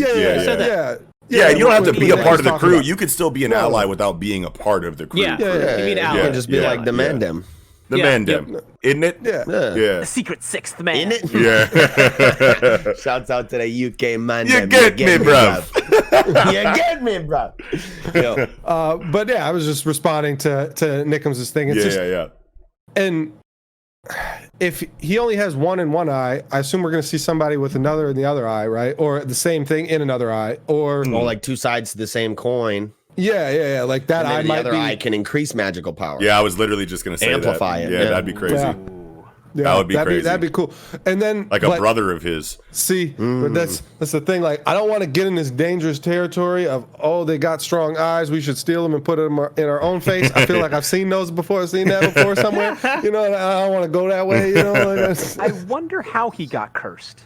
Because it's like rare amongst his family, right? Like even his own family abandoned him. They weren't expecting it. Yeah. It wasn't cultivated. Yeah. It might be a genetic quirk, or like a curse on a bloodline that like was diluted so much that it doesn't affect immediate descendants, but maybe it popped up. Ooh. I think maybe to me it kind of came off as more so something like not so much fate, because that kind of implies something good, but like random throughout time, you know, some person will just be afflicted with it, right? Because he says his family like ostracizes him for it. Yeah. Which if it was a hereditary thing within their family, you'd think they would know about it and they'd be like, okay, like you got it. Don't look at us. Yeah. But we got this on lock type shit, and this is our family's thing. Yeah. Yeah. So like, the fact that he like kind of is talking about it like it seemed like it was just some random occurrence to maybe not so random, but random in the human scheme of things, because we have no idea. Yeah, it's an occurrence that happens, I guess, fated, you know. Certain people get afflicted with it. They're the evil eye motherfucker. And then, you know, if we want to continue with the narrative that we were presenting, same thing happens on the other side of the coin. Random person gets deemed to be the I don't know, the benevolent eye, the fucking good eye, you know? Yeah. See, I'm more interested in the idea that like M.A.N.G.A, he has no magic. He was left on the top of a building and his adopted father found him or whatever. Like, and we know now that you can strip someone of magic. Was M.A.N.G.A someone who had his magic stripped from him? And in a similar way, what was this dude cursed intentionally by someone, you know, someone and a common enemy, say, between M.A.N.G.A and Abyss Razor, that they're just shitbags or something, you know, they have some other goal or whatever that we don't know yet. And I feel like his name isn't really Abyss Razor. I feel like that's his name that he gives his M.A.N.G.A Lupus persona. Code name. I don't know. Persona, because of like the mask. Who are you? I'm Abyss Razor. Well, and I feel like at the end of this fight, like we'll get his real name, like if really M.A.N.G.A does win him over, and I'll be like, all right, like look, here's the thing, man, my name's Mark. Okay, I just got here, man. Like I felt weird. My name's Bartholomew. I got this eye, dude. So like I'm like really, you know, I feel like we could totally see him like fully break down and be like super cool guy friend mode, like with M.A.N.G.A. My name's Patrick Mockboom. Okay. I haven't seen a lot of supernatural creatures in this series. Yeah. And I'm kind of waiting for it. Because like this they have been magic. No, it's just been giant scorpions. It hasn't been like you know, like they didn't like, we don't get like, usually you'll have like completely made up combinations of animals, like, you know, like you see them in One Piece, you know what I mean? Like the for the record, the so scorpion fish. Yeah, there are dragons. Yep. Chapter 1, page 1, dragons.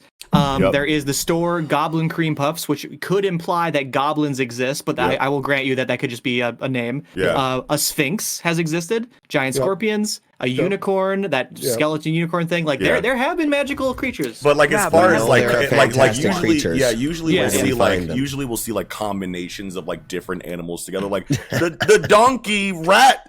You know, the donkey rat, you know, or whatever, or the fucking like the fish scorpion, you know, like there's usually like really weird combo, like especially like in like One Piece, I feel like you see a lot of those, like, you know. Yeah, it's like Avatar stuff, like Chimera megafauna. Yeah. That's what Avatar. I've seen mentions of like the really special ones, or like, but like we haven't seen the unicorn alive. We've only seen the undead thing. Yeah. And so like I'm waiting for like a devil that has like an eye that can grant power. Ooh. Sure. Like maybe they spread the curse of like magic suppression so that they can stockpile, or I don't know. Yeah. I like maybe as Nick was just saying it. I know maybe kind of piggybacking off what Eagle was saying though too. These curses or magic being taken from M.A.N.G.A or being given here and there, like just the fact that we know that Lemon's getting her magic stripped from her right now. And if they don't do something about it within the time frame, she's going to lose her magic forever. We already know that magic has been put into vials to be used. Yeah. We know for a fact there's magic/human experimentation going on. Yes. And things are going to get. I mean, we're definitely going to go down the. I don't know. We're getting the mad scientist route, you know, art. like the underbelly of society. Yeah, like maybe people that have magic, like the people that have magic, they're treated as wealthy. They're like aristocrats. Are they like a subsection of their like high society? Are they like stripping people of their magic and funneling it to their like friends and families and associates, and then vilifying and ostracizing those multiple lines. Oh, my bad. I'm sorry. Say that one more time, because I totally just tried to like. I was wondering, like, because like the idea of stripping someone of their magic for use of a later time, kind of implies that maybe some of these wealthy, powerful, magically powerful families are not like. They're not powerful. They might not be powerful by birth. They might be powerful through artificial enhancement of using stolen power through their influence. And that's maintaining the hierarchy of society, the class structure that exists right now, where all these people on the bottom are like afraid of this, magic bureau that fuck you up or whatever. And I was talking about a law. It's just like, well, if you don't have it, you're dead. Yeah. Right. Exactly. And I'm if you don't have it, you're dead. I was trying to say, like, okay, Loose so ends, like cut. you take the magic, you strip them of it, and then you give it to like royalty or whatever, or make the royalty based on the stripping of magic and imbuing it, in people that might maybe aren't royal, but like now they are because they have such a huge mana pool because of what you've given them. But the people that you've taken mana from are now vilified and ostracized as like, you're manaless, you know what I mean? Like you are a lesser being. You're a criminal. You're a criminal, and that's why they have them locked up. Patient Zero, but like the first time that we ever talked about Mashle on the show, we had this idea that Patient Zero, and then there's also Patient like 1 through 6, and these are all people that like don't have magic for one reason or another, whether they were born like that or whether the mana was taken from them, whatever. But like they're seen as abominations or abhorrent, whatevers to society because they're manaless, like we've seen that in magic stories before. And so like it's by no fault of their own that they're like that way, whether they were born that way or they were stripped of it, but they are being deemed as criminals and locked away. And like maybe they found out a way to deal with the fact that they don't have mana in a way that M.A.N.G.A has, and they're so threatening to the status quo because they found out kind of like the counter to magic, ironically, after being stripped from it, that they have to lock them away because they oppose that situation that they've created by being shitty and taking their magic away in the first place. So it could get that deep is what I'm saying. But I wonder if say Mashle is like stripped of his magic. Yeah.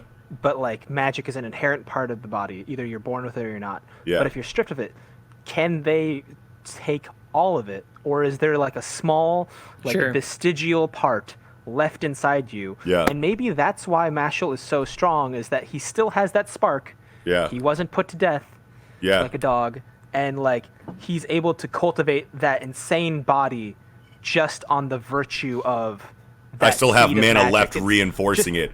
So like maybe just enough mana to have a body that can withstand that thing. Or maybe it's like I had a magic power that's like gravity or thunder or fire that my mana was supposed to fuel, but you took away the amount of mana that would allow me to manifest it in crazy ways like Graviol or Acceleraze, but like there's still residual like base like Higgs boson like particle like levels of like mana that are just like like it's literally just like I have mana there, but like not enough to manifest it in a crazy way, but enough to reinforce my physical in a way that makes me like overwhelmingly powerful. But if that was the case, then Mashle just wouldn't be that strong fighting this dude Abyss Razor right now, because his eye kind of would be canceling his magic, would be I don't know, but that's a crazy thing to think about, though. You could make it work somehow. Probably. I mean, if it's like Aizawa, it might not erase inherent physical stuff as opposed to like erase suppressing effects. So Mashle can still be overwhelmingly strong because of how much he trains,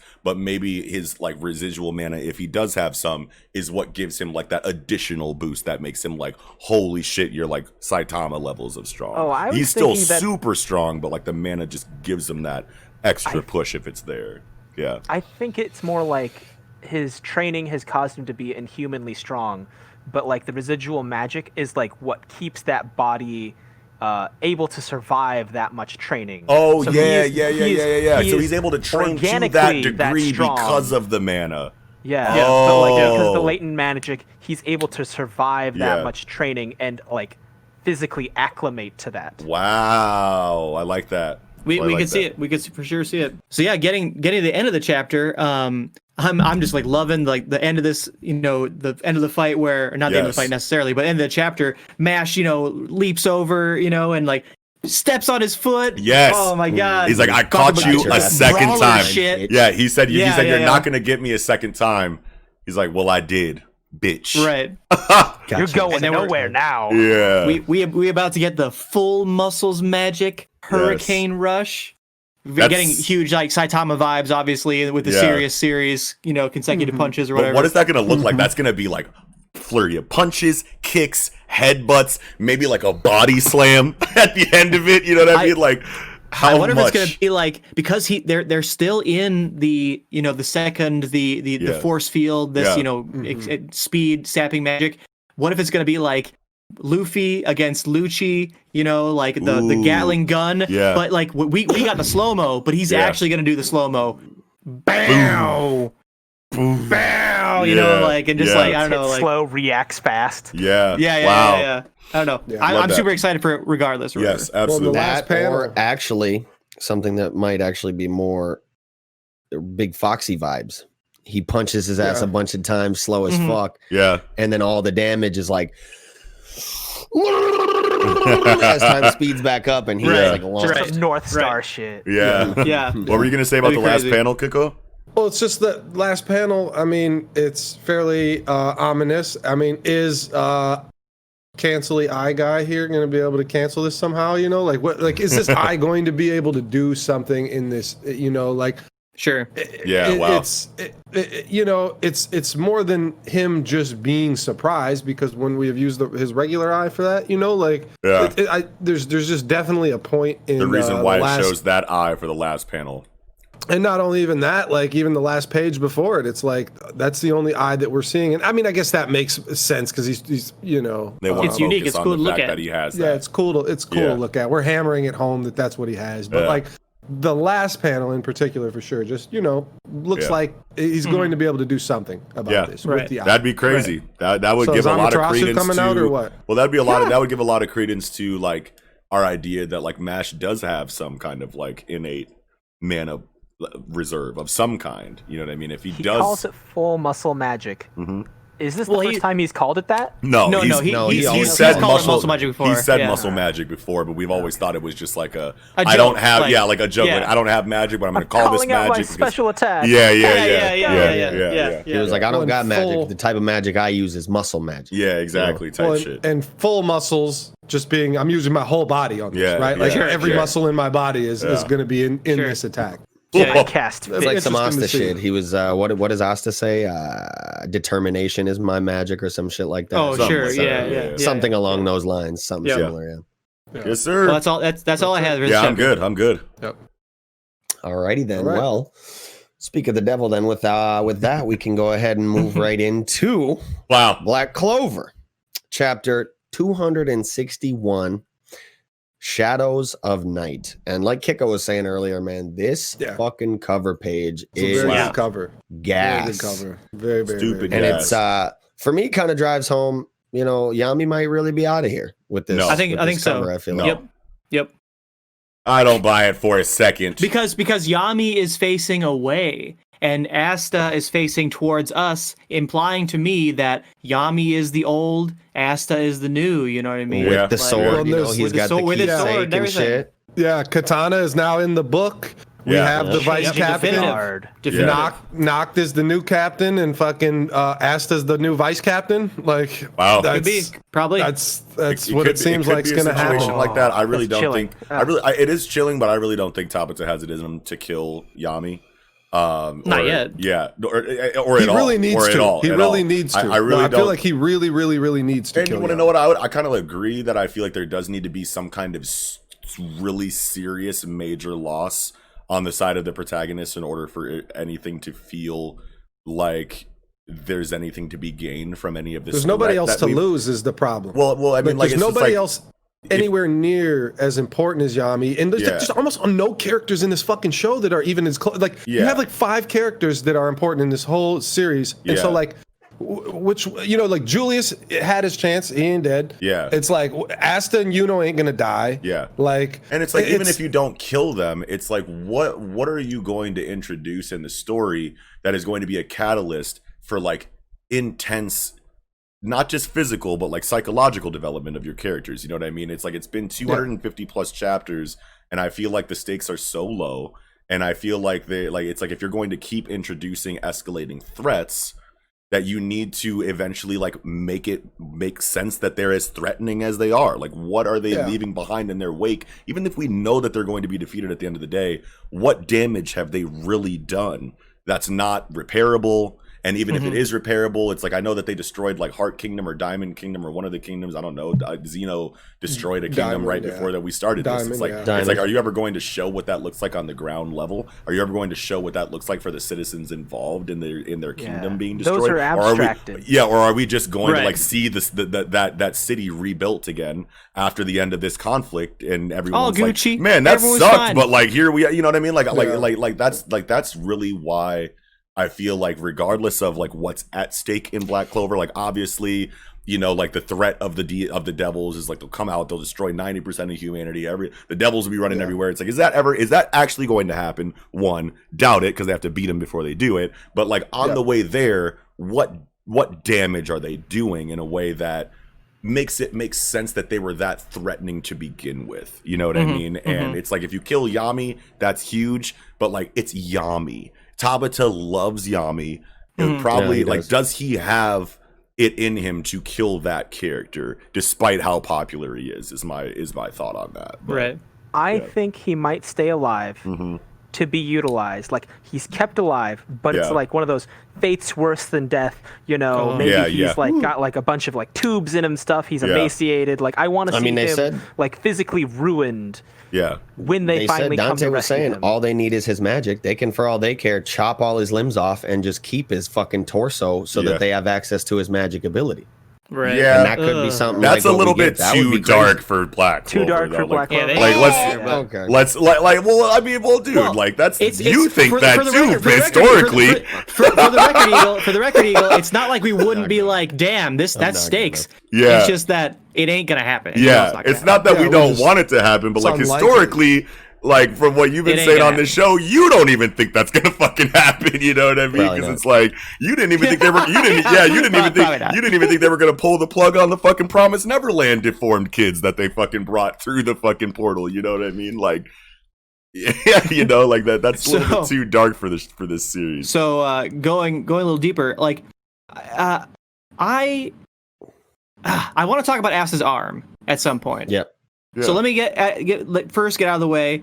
We have confirmation that Gray's magic maybe is not transformation magic. Maybe it's something deeper. Maybe it's like Josuke's, you know, reassembling matter ability or whatever. You know what I mean? Like, that's tight. That's super tight. And I'm super excited to hear more about that or whatever. Good experience.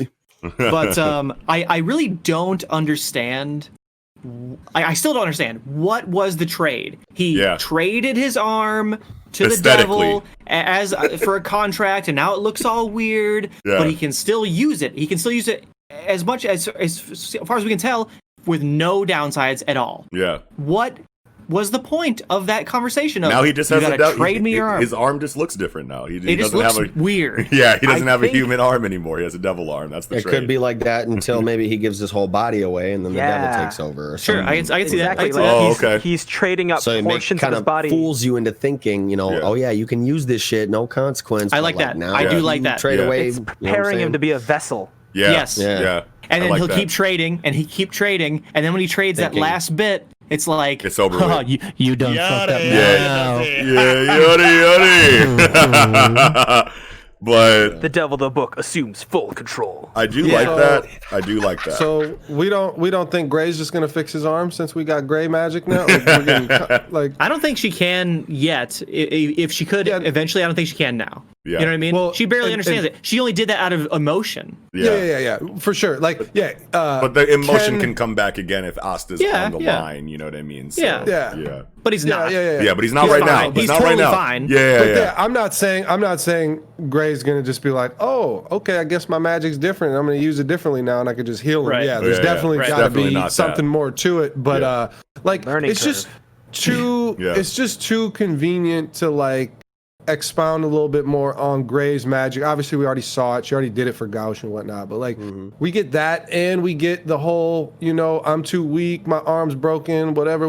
Like, the whole. Oh, you're saying that the events are too close in proximity narratively to not use them together to fix the one. That's a good point. That's a good point. It just feels like that's where, narratively, that's where the story just looks like it's going linearly. But maybe it's not at all. But like, it's a strange coincidence. A strange coincidence. Yeah. That they're in the same chapter. But I mean, like, what I want to say real quick is that this was the first Black Clover chapter in a really long time that I was like thoroughly like it. Like I love this chapter because it's showing like it shows a very significant utter defeat in Asta's eyes that is seeming to bring about the kind of development or change or progression of his character that a death would. You know what I mean? And like that's something that like we've talked about in Black Clover like a lot, like no one dies, like so therefore like there's no real reason for like people to think that they have to be better or they have to change or they have to whatever. There's no like driving force for significant psychological change in the characters because everything feels so safe and campy. And me and Kiko, like have talked on the show, and even Nick now since he's been here, that like maybe somebody should die so that like it gives these stakes like weight and credence, you know what I mean? And like this, I feel like did a great job because of how much we see in Asta's face. Tabata killed it on these facial expressions of not just Asta, but everyone else looks like you could tell that this hit them in a way like a death would. You know what I mean? And this is how you do it without killing anybody. Right. Yami's gone. We did everything that we could. We beat the bad guy, but we still lost utterly, entirely, and you can see it physically that they're like, we fucking blew it. How do we be better? And like we did everything the disbelief we could, in Asta's face. Right. As soon as he sees the fucking sword, as soon as he sees Yami's katana come out of the book, he's like, "Fuck, dude!" Well, you can tell he almost believes that it didn't really happen because he wakes up and he's like, "Oh shit!" And then he sees his arm. And he goes. And then he opens the book. Yeah. And then he opens the book, opens it, katana comes out, and it really sets in. Like he looks shook. Really then happened. He looks sad. Then he runs immediately out of the building, trying to like, okay, we got to go save this motherfucker. Beautifully done. A growing sense of horror. I have been needing this scene in this series for so long because Asta has felt like he's blown it a couple times, but never to the degree where it's like, okay, I really fucked up now. Like, I'm a terrible person almost for allowing this to happen. Like, why couldn't I have been better? Why was I so weak in a time where I needed to be so strong, where I thought like everything was on my side? Me and Yami teamed up. We had a brilliant tag team. Like, we beat the dude. Like, this is this is dumb. Like, this should not have happened. Like what happened? Like, it's all because of me. Like, you can almost, because his thoughts are clearly racing. Like, you know what I mean? Like, there's no dialogue really. It's really just facial expressions. But like you can tell like so many things that he's probably thinking, and it's like this is the area of Asta that I've been waiting for Tabata to explore for a long time in this series, and I'm so excited for the future of Black Clover for like the first time. I'm not saying he's completely won me over, and I feel like like he can't do no wrong, but like I'm like, this is a very good step in the right direction that I need personally from this series. So absolutely, yeah. I think there was a lot of silence, like the very loud silence. Growing horror of that thing, because like that moment where like it zooms out to like the nighttime, the forest, and like the outside of the building. There's no sound effects. There's no writing on it, but it was like the loudest possible silence that I could read off a page. Wow. Just like a silent scream of like no. You could like imagine him just like crying out after seeing that sword. Wow. So enters a new let's talk about shadowy figure. We have seen this figure before earlier in the arc or whatever. But what do y'all think about this guy? Huh? Or gal? It's hard. Like in like chapter chapter everybody thought it was 246 or some shit. Like it'd be earlier in the fucking like arc. It was earlier. It was like right after the time skip, I want to say, and then like they were like, oh, someone is spying in Spade Kingdom or whatever, and then like, oh, something, and everyone was like, oh, it's the vice captain, and it showed him like with his hood up, like on some like subterfuge, like espionage type shit, where he's like going through and speculate that it was the vice captain. We knew it was the vice captain, but like it was a cliffhanger because it never showed his face, but it showed his grimoire had the Black Bull's insignia on it. I don't remember that, but because I remember it said something in the but chapter about the vice captain, and then showed him, didn't show his face. There was more to it than that because what's his name? What's his name? Zara? Knocked. No. No, Zara was the one. Zora. Yeah, Zora. Yeah, Zora. He People speculated that it was him, and because it was after the time skip that his magic had developed. Oh my god, it's exactly chapter 246. I'm cold! Hold on, bro. There it is. Yep. Yeah. Boom. Yeah. Nice. Oh my god. That's what a lot of people were saying that too. That was the only two like options. It was either like the vice captain or Zora, is what people were saying at the time. Yeah, because it was on subterfuge shit. Yeah, we did think it was Zora. Yeah, actually, could be both. I think we remember talking about that. Could be both.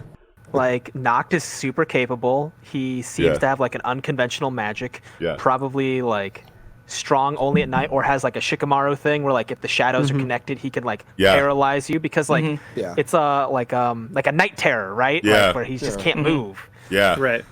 Like Asta can't move when he's in the building shadow. Well, and Asta is standing on the building shadow and can't move. That's where he can't move. So it's basically the same thing. Sleep paralysis demon. Yeah. But I think it's even. I even think the application of it is the same. You know, basically, where it's actually shadow coming out of the ground and manifesting into. You know, obviously we see the hands, but you know, make whatever with it. But it would be good if it did have the caveats of Shikamaru's ability, which is you can only use so much shadow. It's there. I can only stretch it so far. Right. You know, until Shikamaru doesn't need those rules anymore, and he gets, I don't know, past that somehow. But like that's, you just need that with that ability. I think that who is Clover? There's probably going to be no caveat. You just use all the shadows you want. There's not going to be, but it is Black Clover now. It is Black Clover now. The shadow, he's got this whole shadow under his control from the moment Asta steps out, because when he calls the Demon Destroyer down and lands on the ground, the shadow from where it lands clears out. Oh yeah. Wait. What? Page 13. Asta calls out Demon Destroyer, and the Demon Destroyer is in the ground, but around the ground you see stone. You don't see shadow because it canceled out the shadow. Yeah, and that's why he can grab the sword and attack now. He's able to attack. He used Demon Destroyer. He used Demon Destroyer to attack, and then that's why he has to resort to the hands coming to actually physically and grab him, because he's now broken the fucking shadow possession. Wow. You know. Ooh. Also, those hands, I get big Zelda vibes from, right? Yeah. Those pull you under in the well. Yeah. Starts you back at the beginning too. Grabbed in the hole. Some other vibes that I got from this panel on page 16 of Noct, when he's saying, "Oh, you're a good person. I like you." For me, big Sojiro vibes. I don't know why. Sojiro. But Sojiro Sensei from Kenshin. Yeah, just that facial expression and that aesthetic of just like, having a lucky kind of Sojiro. I mean, not the same expression, but just character model. I was like, damn, we got Aki in this bitch, you know? Like, I thought we were oh shit. Little Aki just got killed, you know, so it's like, you know, let's throw him on BC too, you know. Let's pay that homage, you know, or whatever. Wow. But our stakes are so low, we bring characters from other series back. That's hilarious. Hold on, bro. I'm really excited about the imp that is on Noct's shoulder, and like the idea that he is a second devil user. Yeah. Yes, because he has vague. I think he's definitely a devil user. Oh yeah, because he has a horn. He has a horn. He has the horns. Yeah, he has the vague. Yeah. I don't know how face stripes. It's hard to see when he zooms out, but I feel there's like these weird marks. They have this on the very last, or the second to last page. You know, like there's the horn. Yeah. The horn, coming out. It's starting to protrude out. Asta goes. There's this Weg. This is Vig. And like this is apparently a term from Black Clover that has been used more than once or whatever. I don't know. It has. It's just their word for horns. Yeah. Or whatever. Devil horns. And then he has like multiple horns or whatever. Yeah, he's definitely a devil user. I don't know. I feel like. Oh, go ahead. The devil being exposed though on the outside, maybe he's like a new type of. Maybe he's got a different relationship than we've seen with his devil, where the devil actually has taken physical form. But instead of like taking him over or running rampant throughout the world, they've developed a relationship where they work together. Yes, I love that. Yeah, like that's the difference between host and contractor. Yeah, sure. I don't know. I feel like the only complaint that I have about this chapter is how convenient it feels that in the most despair moment, you know what I mean? Like you have the introduction of this vice captain who that has devil powers that can help Asta master his shit just in the nick of time. Like I don't like, and it's like I'm having a hard time thinking of like other ways that it could go instead of that, but it's like the threat is so big and he needs this mastery of his devil in order to be relevant in the final battle, considering how poorly he performed in the first one. So like let me give you two pieces of why I think this is not terrible writing, right? One, we do at least get dialogue that there's going to be a captain's meet, right? Captain's meeting. So it's normal for the vice captain to be here, right? Yeah. And two, it isn't like this character is exactly what Asta was looking for, because he has already started shit talking Yami. And Asta was like, "Oh fuck no, you did not just shit talk my sensei, my master, the dude I looked up to the most." You know what I mean? He has some resistance. Yes, my father figure. So there is going to be some tension between these, Noct and Asta. Yeah. And depending on how Tabata executes that could be enough of a discourse. He might be like an abrasive older brother, whereas it's like, dude, you're stupid. I know better.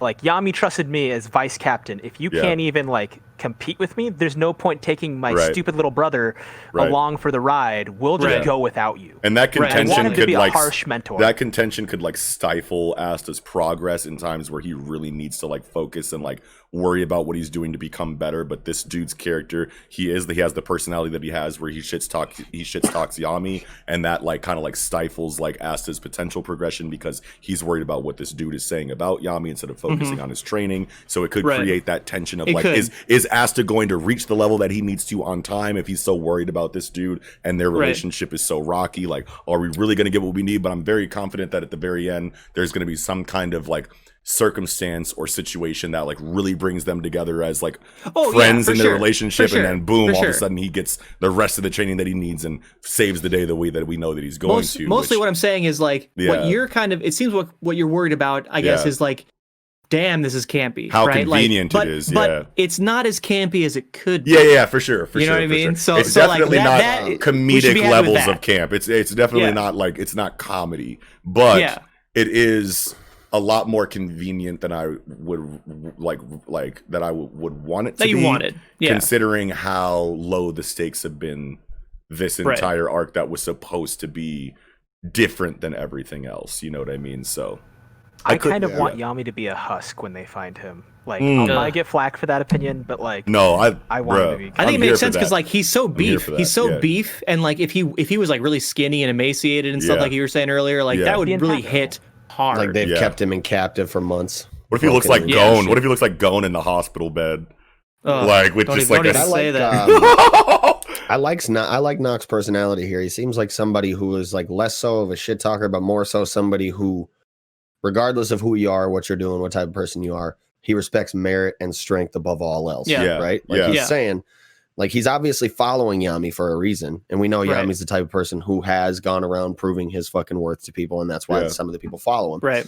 So he seems like the person to me who's just like, like, maybe he did help him out at some point. Yami came through and helped him out in some way. But he's like, I respect his strength.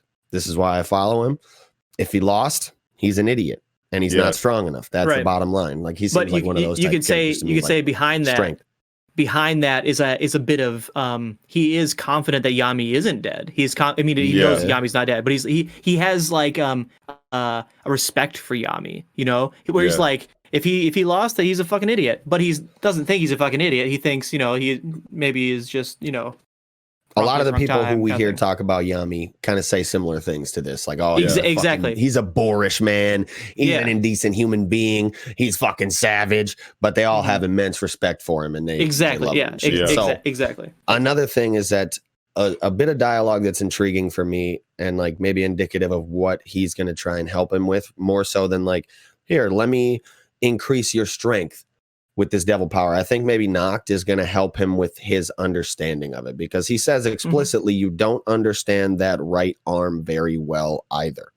So I think maybe, if anything, rather than like, here, let's take your devil percentage and increase it, he's going to say to him, like, here is a broader, more deeper understanding of what you're working with.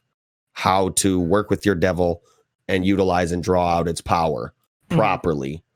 Right. And then now you can go and build on your percentage, however you're going to do it, naturally progressed. Yeah. Yeah, I think it makes sense. Yeah.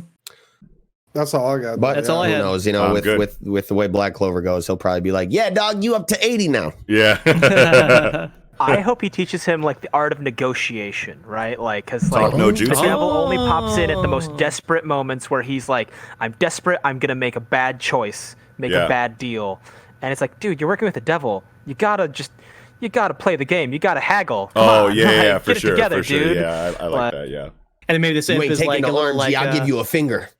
right. Maybe the imp is like kind of a chibi, like a mascot type character, like has some comic relief and like has to like argue with this little imp on his shoulder or whatever, like learn how to Broker negotiate. Yeah. You're in an extreme deficit. Oh yeah. Oh yeah. All right, I'm good. Killed eagle. Yeah. I'm sorry, that was funny. Eagle down. Eagle down. President, no. All right. With that, then, I think we can go ahead, jump right into Yes. chapter 281 of Boku no Hero Academia Plus Ultra. Fam, this chapter was so good, and the writing in it was so incredible. But like the main thing, I have like one major thing that I want to talk about this chapter about, and obviously I have other things that I want to say, but the main thing that I want to point out is, and I know that we're like official scan, like we're an official scan podcast. We're very much like Viz representative as far as like what we talk about, but for this chapter specifically, Shigaraki's speech is a huge monologue for his character.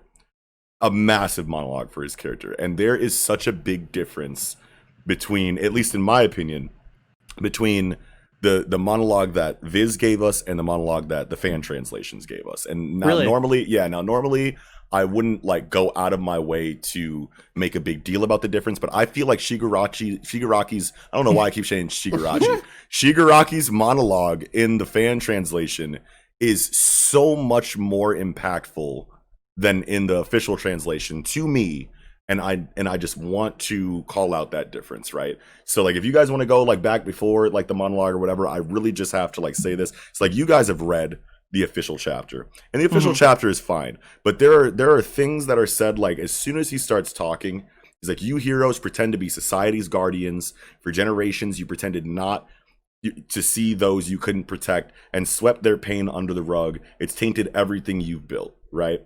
And then like if you go into the the fan translation and you have that exact same scene, he says heroes have been pretending to protect society. How many times in the past throughout multiple generations have they turned a blind eye to things they couldn't protect or silently swept the filth of society under the rug? It's been building up so frivolously. Now that's not as drastic of a difference in dialogue as the rest, but like and I don't want to be like, well, he's using bigger words, so it's better in the fan translation. You know what I mean? Like, I don't want to be that guy, but like the next time he says things, he's saying, that means your system's all rotten from the inside. This is the official translation. He says, that means your system's all rotten from the inside with maggots crawling out. In the fan translation, he says, the resulting rot emanates from within and decay ensues, which plays into his quirk. Like his quirk is decay. He's saying things that are relevant to like it hits so much harder in the fan translation because of the words that are used playing more to who his character is and the state that he's in. Like he sounds so fed up, and it makes so much more sense. Go ahead, Kiko. Well, I was just gonna say, like, is that I would love if somebody in the comments could let us know if the actual word being like the actual Japanese word that's being used for decay for Shigaraki's quirk was the actual same word in that dialogue. Because if it is, that's extremely important, and that's a huge oversight, and Viz should not do that. Right. Yeah. Yeah. Oh, I'm sorry. The last thing, the last difference that I want to point out is this amazing page on chapter 5, of the official translate, or page 5 of the official translation, where you have this beautiful drawing of Shigaraki, and in the in the official translation, he says, "I don't care if you don't understand. That's what makes us ... heroes and villains." Right? In the fan translation, he says, "You don't need to understand. In fact, you're incapable of understanding. That's the dichotomy of heroes and villains." That is such a it's just a way better writing in like for this monologue and for this speech that he has, and that's just such a drastic difference, I feel like, between what we were given in the official and what was translated by the scans. You know what I mean? But that's because a 12-year-old might not understand all those words in that order. Sure. And that's what Viz is always going to be targeting, and that's just the what we gotta shonen live aspect. with. Well, it's not just the shonen aspect. It's just that like Viz dumbs things down for American audiences. Like obviously the translator is going to do their best to translate the text verbatim from what the Japanese people are saying and what the American equivalent of that is. But then it goes to the editor, the proofreader. I don't know how the hierarchy works inside of Viz, but Viz bigwigs ultimately look that shit over and decide what is and what isn't appropriate for their audiences, and will take liberties to change words or sentences that they feel like make more sense for who's they think are going to be reading their shit. They'll go, you know, like American audiences might not understand this like joke, or might not understand this phrase because it's like a Japanese inside joke, or it has something to do with how different their vernacular and idioms are, you know, over in their culture. So therefore Americans don't care about it. You know what I mean? Like that's the decisions that they make. And I wish that they would just translate it directly in any way that they can. And if it is something that doesn't make sense to Americans because we're not Japanese, they would just put a translator note in there that tries to teach us something instead of just making the decision to change it because they think they know what's best for us. You know what I mean? I hate that. And we've done this many times on this show. I don't think we should talk too much. You're right. Sorry. I think we should just move on from like whether or not we like Viz's translations, because we're gonna do this just about every episode. I agree. But this was such a drastic difference that I had I'm glad you pointed it out. I like the more humanistic language. Yes. Like it's more human. Like I understand that like with the Viz translation, it's like it's harsh, it's close, like it's, you know, his whole aspect is about harshly rejecting society as he was passively rejected, and so like I understand kind of where the phrasing kind of changes different things. But I do like the like more human fluid language in the fan translation, and it kind of reminds me of like the Liberation Front's kind of philosophies. Like he may have dismissed it out of hand, but he may have read it and like absorbed some of the kind of like that kind of more eloquent philosophical bantering that comes with arguing like a point of view. Wow. Definitely. Okay. So that's good. You know, sorry, that's the major thing I just wanted to point out in this chapter. We can get into the rest of the chapter, but that difference is just something that like I was very, and maybe if I never read the fan translation, I wouldn't have cared as much, but I did. And it didn't sit right with my spirit. So right. Yeah.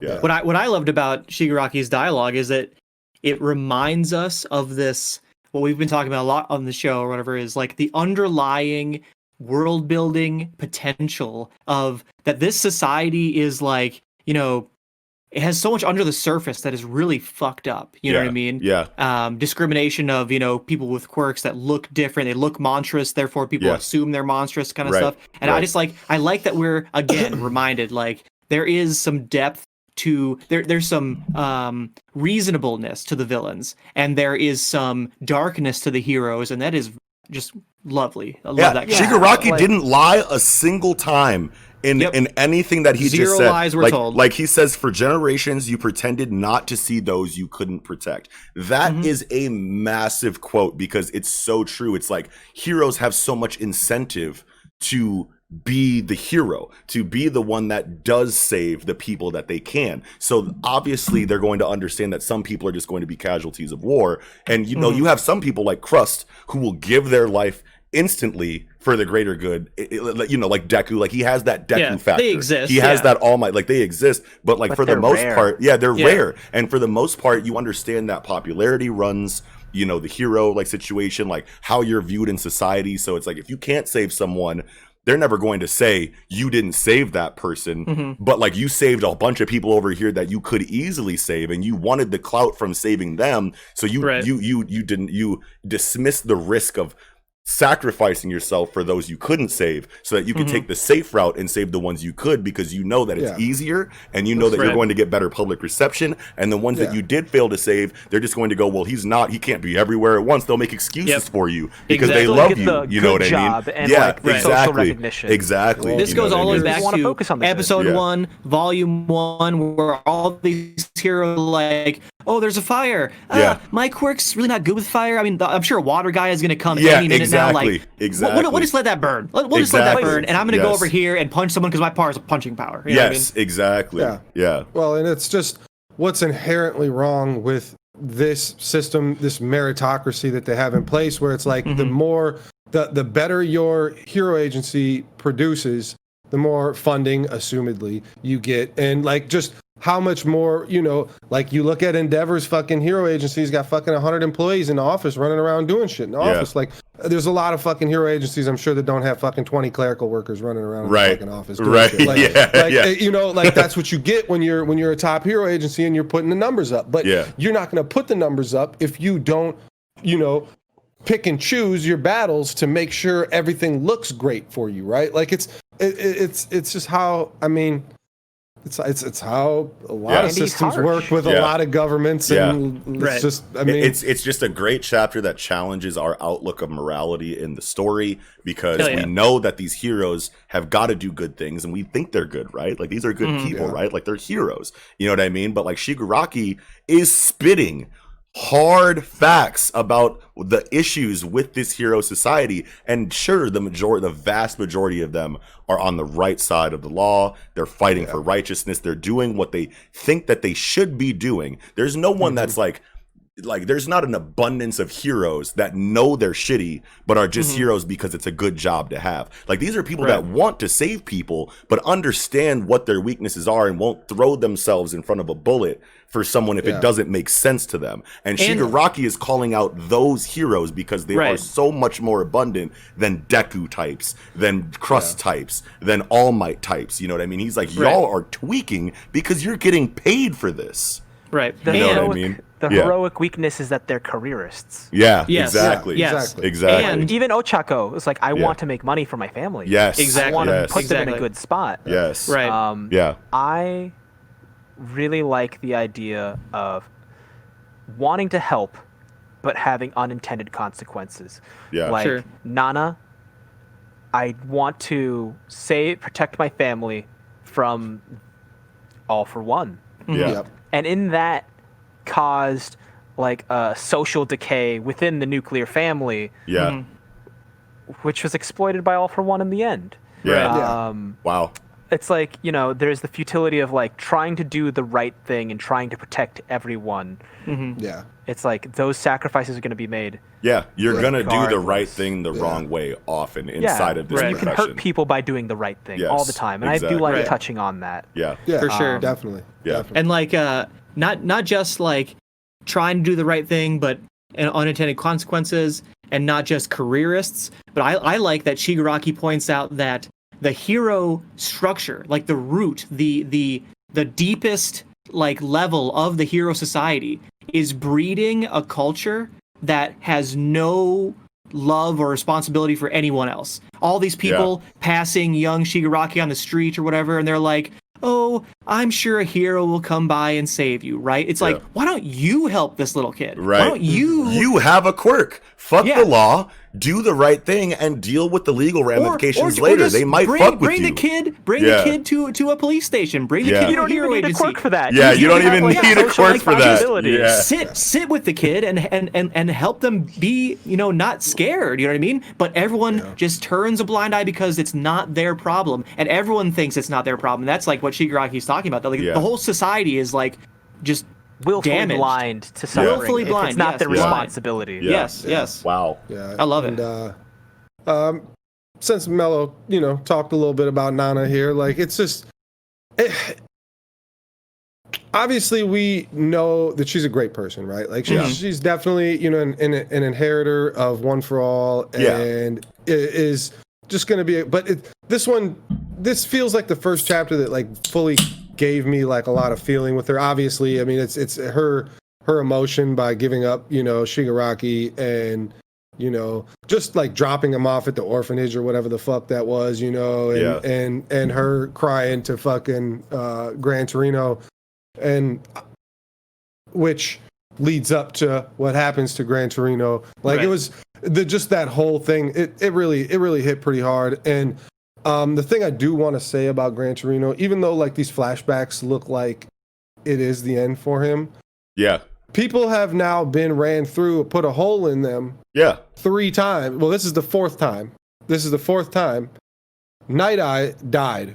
Night Eye's the one that died, but Best Jeanist didn't die from it, and neither did All Might. So Best Jeanist got ran entirely through. Against I know that he took major damage, but I don't remember him being like garroted or impaled. Okay. Because All for One started like flexing like All Might. Because he's like, I've got the quirks that can make me just as strong as your symbol of peace. Yeah. Wow. Nice. Yeah. So it's only 1 for 3 that somebody has died from this injury, and you know. But decay is a little bit different. So like he can start. There's no decay. It's just physical strength, right? Power punch straight. In his I guess I thought it was decay. He is spewing out. I thought it was decay because he grabbed his leg and then like he evaporated it. You know, so I just he just grabbed his leg and he just crushed it. But it looked like there was. I know that he crunched it, but it looked like there was nothing there afterwards. Like it felt like all of his leg was in his fist. You know what I mean? Like he didn't have much of leg to start off with. There's not much there. Like, he's got big boots, he ain't got much torso. He's got big boots, but his feet aren't that big. You know what I mean? I think that whatever. But they are that. He just crunched it. He didn't evaporate. You think Gran Torino's feet are? You think Gran Torino's feet are actually as big as those boots? Yeah, that's his quirk. Yeah, exactly. No, but he's got jet propulsion. I know that he's got jet propulsion, but does that mean that his feet are that big? We've never seen his feet with the boots off. Yeah, well, because you see all the holes on the bottom of them in the bottom, and they basically cover the bottom of his feet. Bottom of his feet. What if those are his feet? Yeah. Okay. Those are definitely his feet. But yeah, man. Toru Hanayama crunches his shit. Fucking blood comes spewing out of his fucking leg. Yeah. And then I think this punch is like, not only is Gran Torino old as fuck, but it looks like he's popping him like a fucking balloon right here. Yeah. Like the blood is spewing out of his fucking body. Like punched him with all of his fucking power. Like Gran Torino's too old to take that punch and keep going. Yeah, you're right. You're right. You are totally right. I feel like Gran Torino is definitely dead here.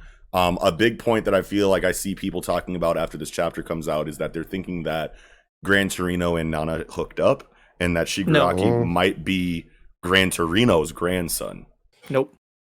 And I'll tell you why. And I don't think so either. I don't think so either. I want to say I disagree also. Right. That would be I will tell you specifically why. His son, not his grandson. No, because Shigaraki would be grandson. Yeah, Shigaraki would be the grandson of Gran Torino because Nana had Kotaru, who is Shigaraki's father. Yeah. So they were like teammates, partners, associates, comrades, confidants, kind of thing.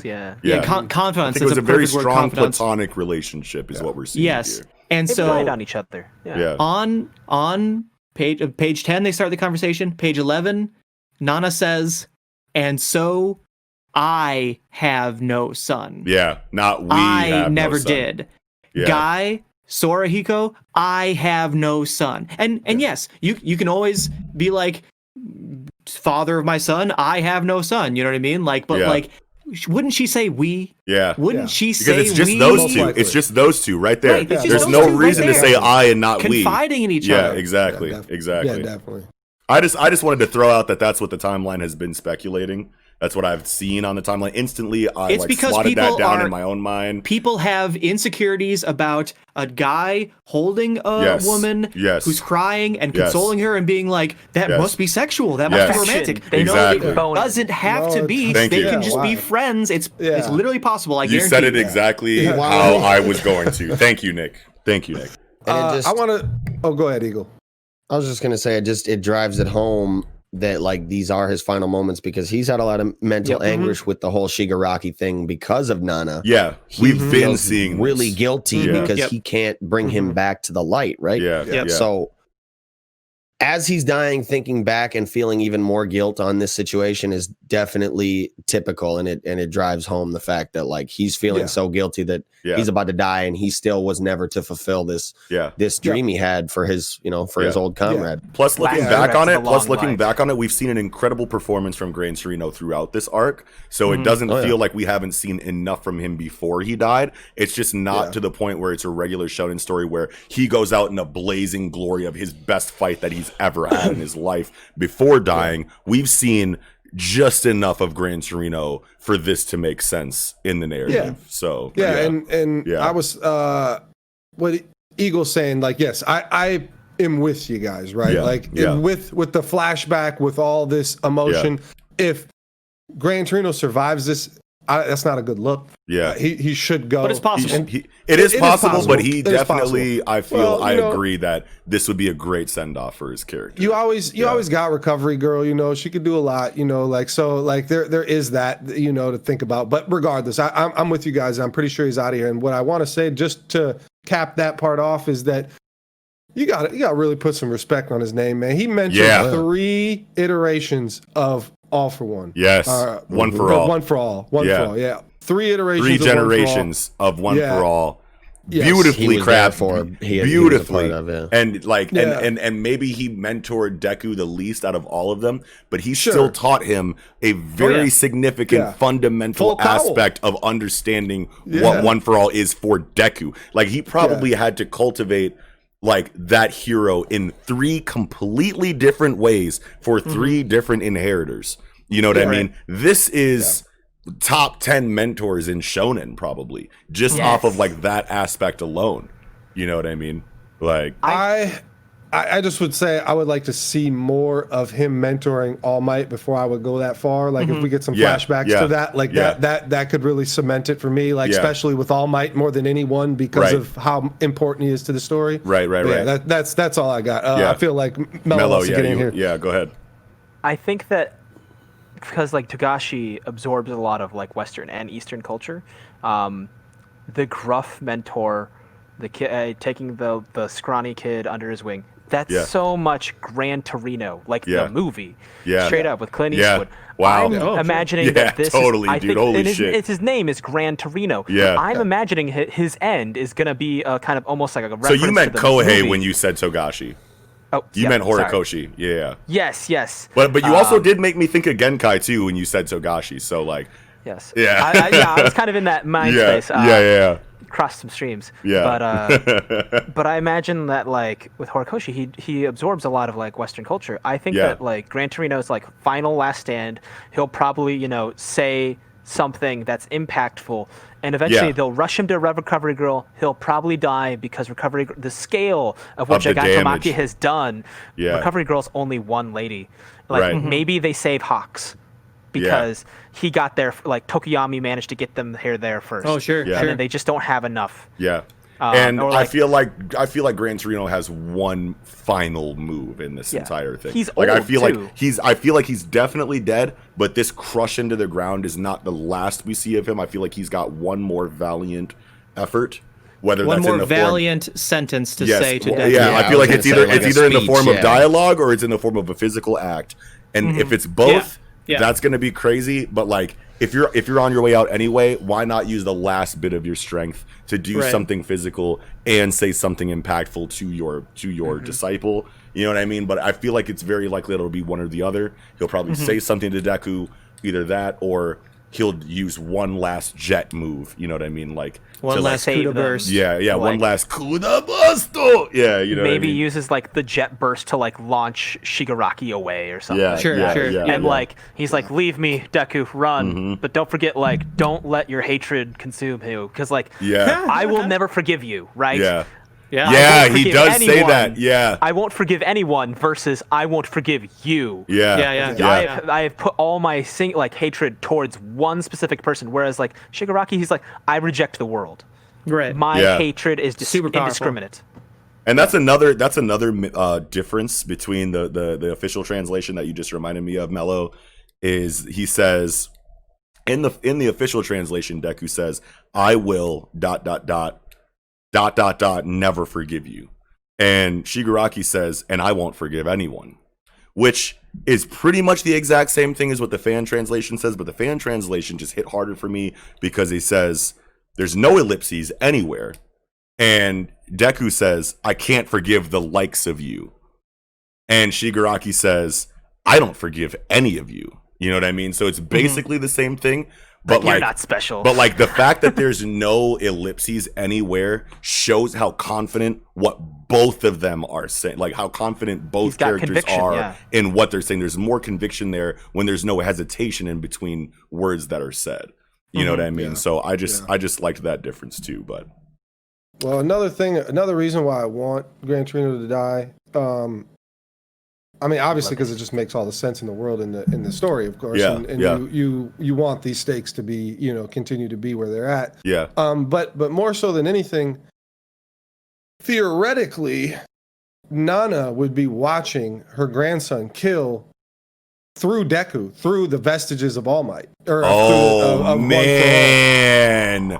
They're all from. I didn't even think about that, bro. Yeah, that Nana can watch actually the grandson kill her best friend or whatever, mentor, whatever relationship they had, mentor, and that might have some like kickback to the quirk, maybe going out of control a little bit. Wow, like it would be Nana's really coming tight. through One For All. Vicariously through Deku in a way where because he's gonna get float, like he's getting float in this fight.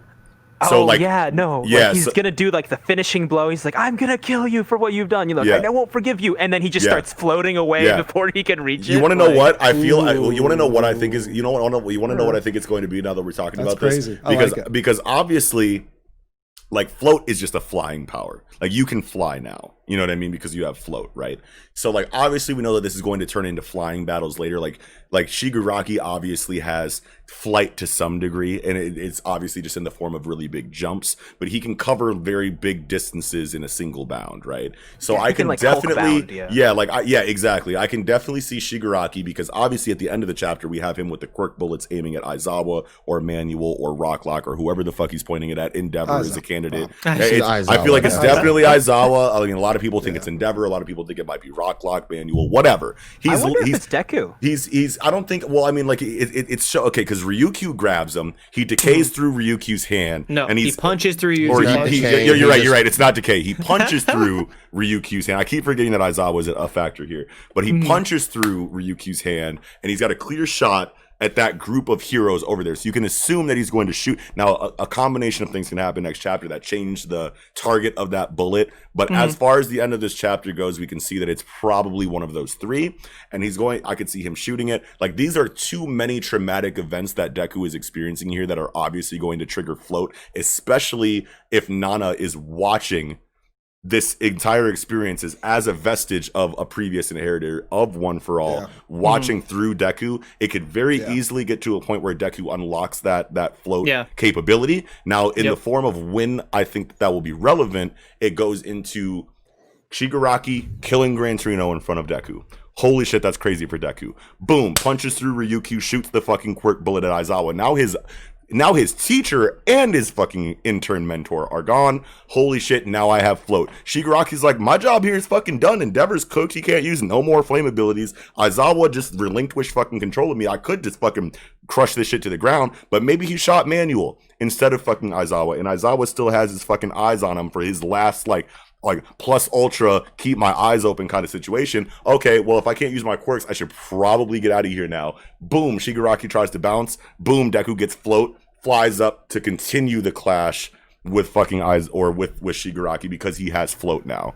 So I can totally see it going that way. Yeah. Was, Shigaraki, shoots the bullet at Aizawa. Aizawa doesn't have a quirk anymore. Now Shigaraki can decay. Yeah. Yep. hits the ground, but Deku has to go up, with float to escape death. But then everyone's dead on the ground level, and that's way too many characters dying. Stakes, baby. Yeah, I know that's stakes, but that's still like a little bit too high of stakes. I could see him aiming for Aizawa, and Manuel going like, no, I was taking the bullet. Well, he's gonna aim for Manuel. Manuel's like the best ability in the series. I'm just kidding. I think but no, like there's a lot of people that can fly.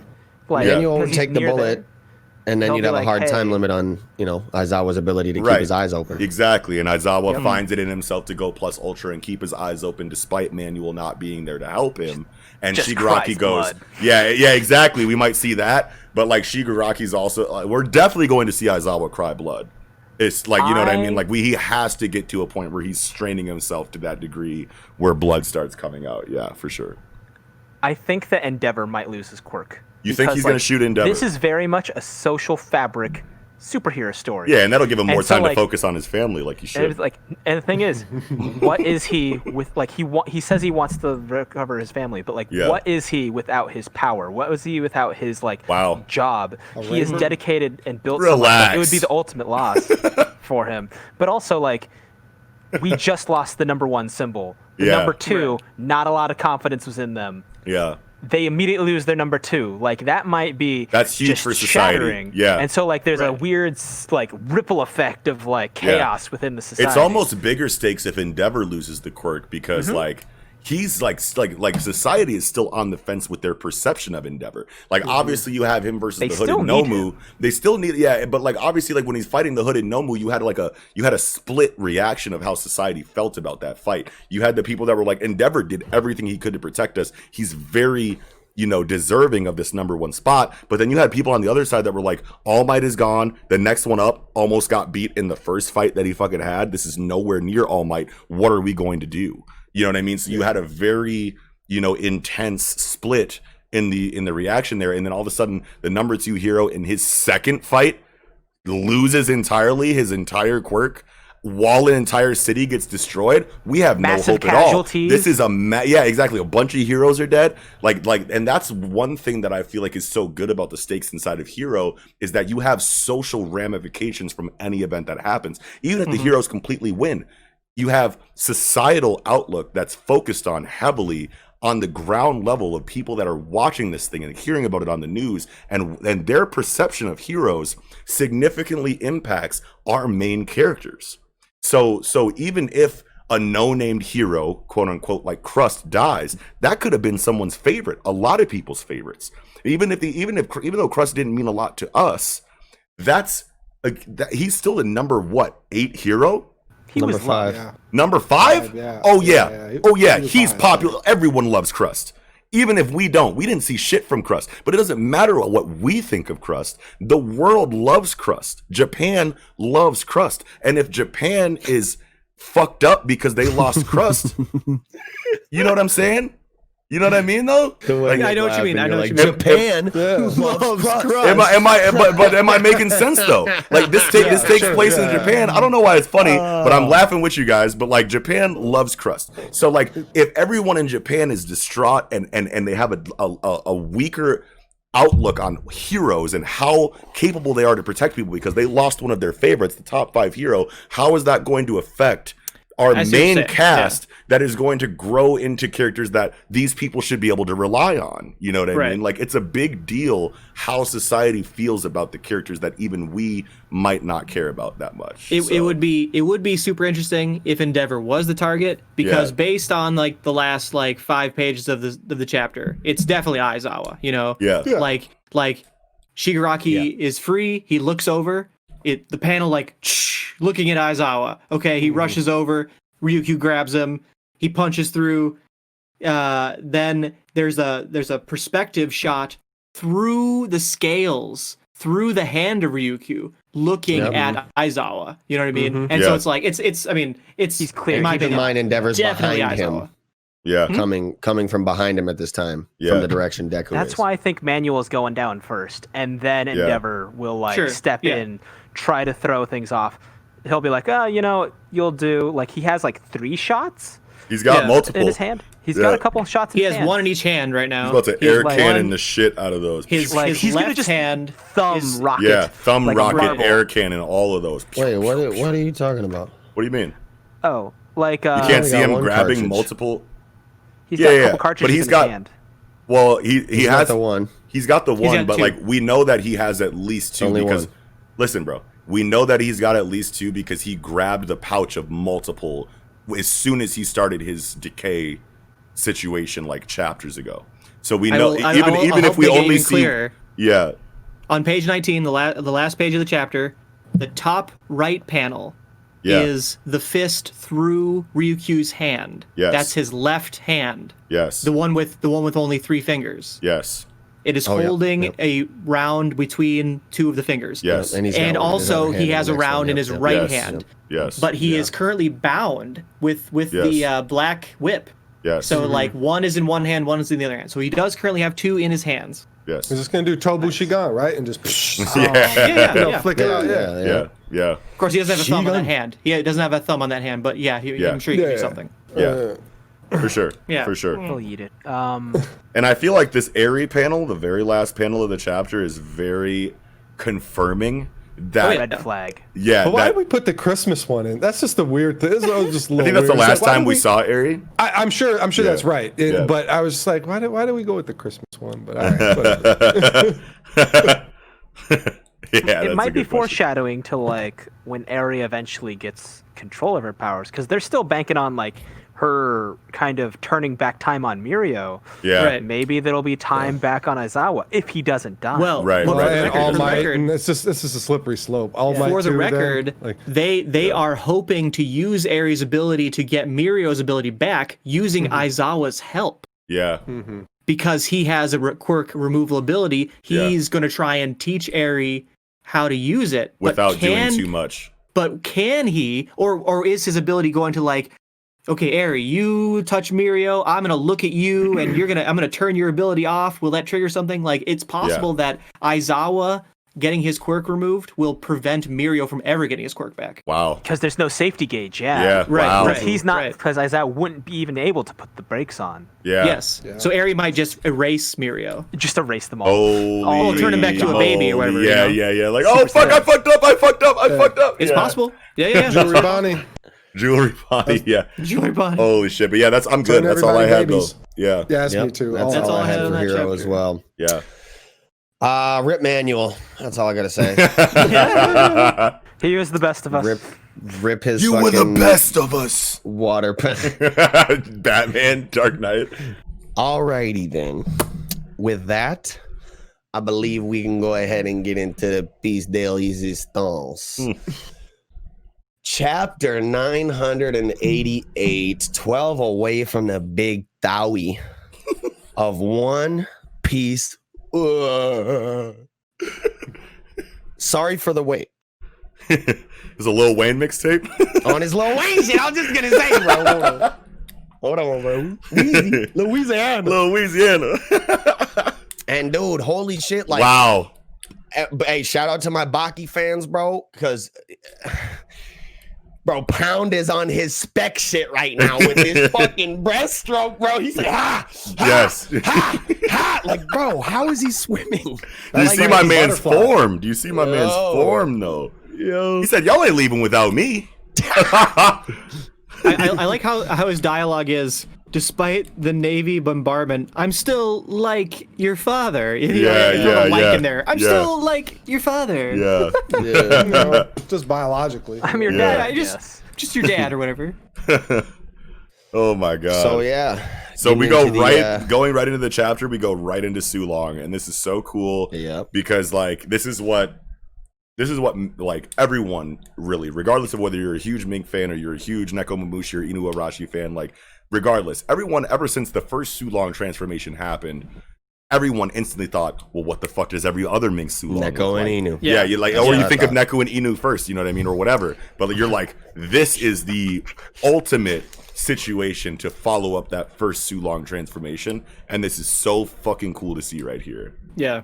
I don't know why I was I guess not surprised, but like Kaido knows about the Sulong, you know what I mean? And like I guess I shouldn't be surprised. I don't think anyone I guess is surprised, but like I was like, yeah, that's noteworthy. He does know about it. He's not surprised. He's not like, oh shit, y'all are transforming. Yeah. He's smart. He did his research. And he's a Yonko, man. Like, I think it's just that he's been around, you know. He's been around. Exactly. He wasn't just partying it up with Orochi. He's 50. He's over 50 years old. He's been around. He knows everything. Like, he knows enough. Like he knows what King is. I can't wait to know what King is. But But he's like Raleig's generation. What'd you say? Yeah. Rayleigh's. Kaido is like Rayleigh's Raleig's generation. Oh yeah. Kaido, They're like younger end of that spectrum, but he's been on the block. Yeah, for sure. And a cool thing about the Sulong transformations, I mean, first hurts that you get to see Roddy and BB, because that should be Roddy, BB, and Pedro. Yeah. Pedro is the third, squad member there, because they both got their 3-man teams. Yeah. And what was cool about it is that Roddy and BB's name is a darker color than Giovanni, Shishilian, and Consulate because they're the Night Guardians versus the Day Guardians. Yeah. Oh, wow. Man. Day-Man. Thank you. Fighter of the Night, man. Yo. That's so great. Dude, that's an amazing spot, Kiko. Like that's probably top 10 spots on the life of the show. That's awesome. Yeah. It's not something that's and it's just so weird to me. When I was reading them, I was like, is this like a just a mistake? Like, we didn't use contrast? Like, no, it's night and day, baby. Yeah. Fucking love that. And I'm hype. You know, I've been waiting for Shishilian to go on, to get it cracking. The one Shishilian stand in the life of One Piece. Shishilian, bro. Shishilian's got a fan base, I'm sure, but they're very quiet minority. I'm real hype about the fucking rat and the giraffe though too. Like, looking kind of. It's a zebra, isn't it? It's not a rat. It's a fox. Yeah, it's a fox. And a zebra. Yep. Yeah. And I'll tell you what, it's a fox. It's a fox because it's supposed to be like Lancelot, but it's Consulate, and Con is the fox noise. Is the fox noise, Consulate. Yeah. And then Shishi is lion. Yeah. And then Giovanni, I don't really get the zebra right. I don't know if there's any correlation there with the zebra. Yeah, I don't know what the Japanese because zebras are from Italy, right? That's where they live. Yeah. We'll go with that. Dude, I just want to give a major shout out to the Project Manga podcast right now because, actually, no, specifically to Kiko. Now that I remember, because you said that Sanji was going to do exactly this. Oh yeah, you said that he was going to be on his Mr. Prince shit, and now I said it right from the first you said it right day. Right away. Goddamn day. You literally said it right away, and I didn't remember exactly who said it until right now. So I started by saying shout out to us, but it's definitely shout out to you because you said he's going to specifically save Momonosuke in this way that he did, and that is so and he was amazing. Not looking for prostitutes. Yes, he was fucking on his Mr. Prince, man. That's what Sanji does. Hell yeah! And because we had our big thing that day too. Because it's just there's so much. It still could have been that. It still could have been that. But it's just because you see the timeline blowing up after Sanji's just looking for prostitutes. He's a bitch, just like normal. I did the same shit you see on Twitter all the time. Zoro's the greatest to ever live, and Sanji's a bitch. That's what you see every day. For sure. I love them both very much equally, and I think they're both great, and they have their roles that they perform in the motherfucking story. Yeah, for sure. And Mr. Prince has been on reconnaissance since fucking chapter 100. Yes. Espionage, subterfuge, he doesn't have a stealth suit for nothing. Exactly. Of course, he was doing this work without the stealth suit. But now people that he's forget got it, people forget that One Piece is a comedy. You know what I mean? Right. And these characters have certain personality traits that are never going to change. If there's prostitutes around, Oda knows that better than we do. He wrote the prostitutes in. Obviously, Sanji's gonna be like, "Where the hoes at?" You know what I'm saying? So we get a chapter of that, but then Oda, just like everything else, knows his characters better than we do. Is going to be on his Mr. Prince shit eventually. He's going to take advantage of every character trait that he has before we remember them. It's Oda's story. Get over yourself. So yo, page 8, where we see Sanji engaging with King, and he's invisible, right? Yes. Did you all notice the subtle? Yeah. You can actually see his outline. His raid suit. Oh yeah, absolutely. Yeah. Absolutely. And his hair and everything. Yeah, like, and the reason why I noticed that is because I read the scan for all of these chapters this week. So bad. I read the scan. It was so bad, but I got to do a conversation with my homeboy Zach on Twitter, and he said that he has an amazing idea that Frankie altered the raid suit in a way to where he is always wearing it. Yeah, you know what I mean? And that explains... like a Kamen Rider thing? Yeah, that explains the gloves that he was wearing that, like, he normally doesn't have, and where, like, Frankie and Usopp, like, tinkered with it in a way to where he doesn't need the can. He's just, like, the suit that we saw him in when the fucking naval battle happened at the beginning of the conflict was Sanji wearing the raid suit, just augmented to look like a regular suit that he wears, right? So that's been my homeboy Zach's, like, theory for a while, and it's an amazing theory. I liked that, but then when I read through the chapter, like... I was like, no, because we can see an outline of the raid suit right here. This is back when we were just getting random screenshots, like of the raws. You know what I mean? Like we didn't like it was before the scan was like fully there. We just got like a screenshot here and a screenshot there, and the one screenshot we get was this clash right here. And I was like, sorry, bro, but like you can clearly see the raid suit in this outline. So like that's when I like first really noticed it. But yes, you can definitely see it. Well, and there was always talks about him getting his raid suit upgraded by Usopp and Frankie, but Frankie had like 1 billion fucking ships he had to make. He was sitting there fucking making ships back to back for a fucking week, you know? So like, I don't know. Sure, could he have fit time in to do it?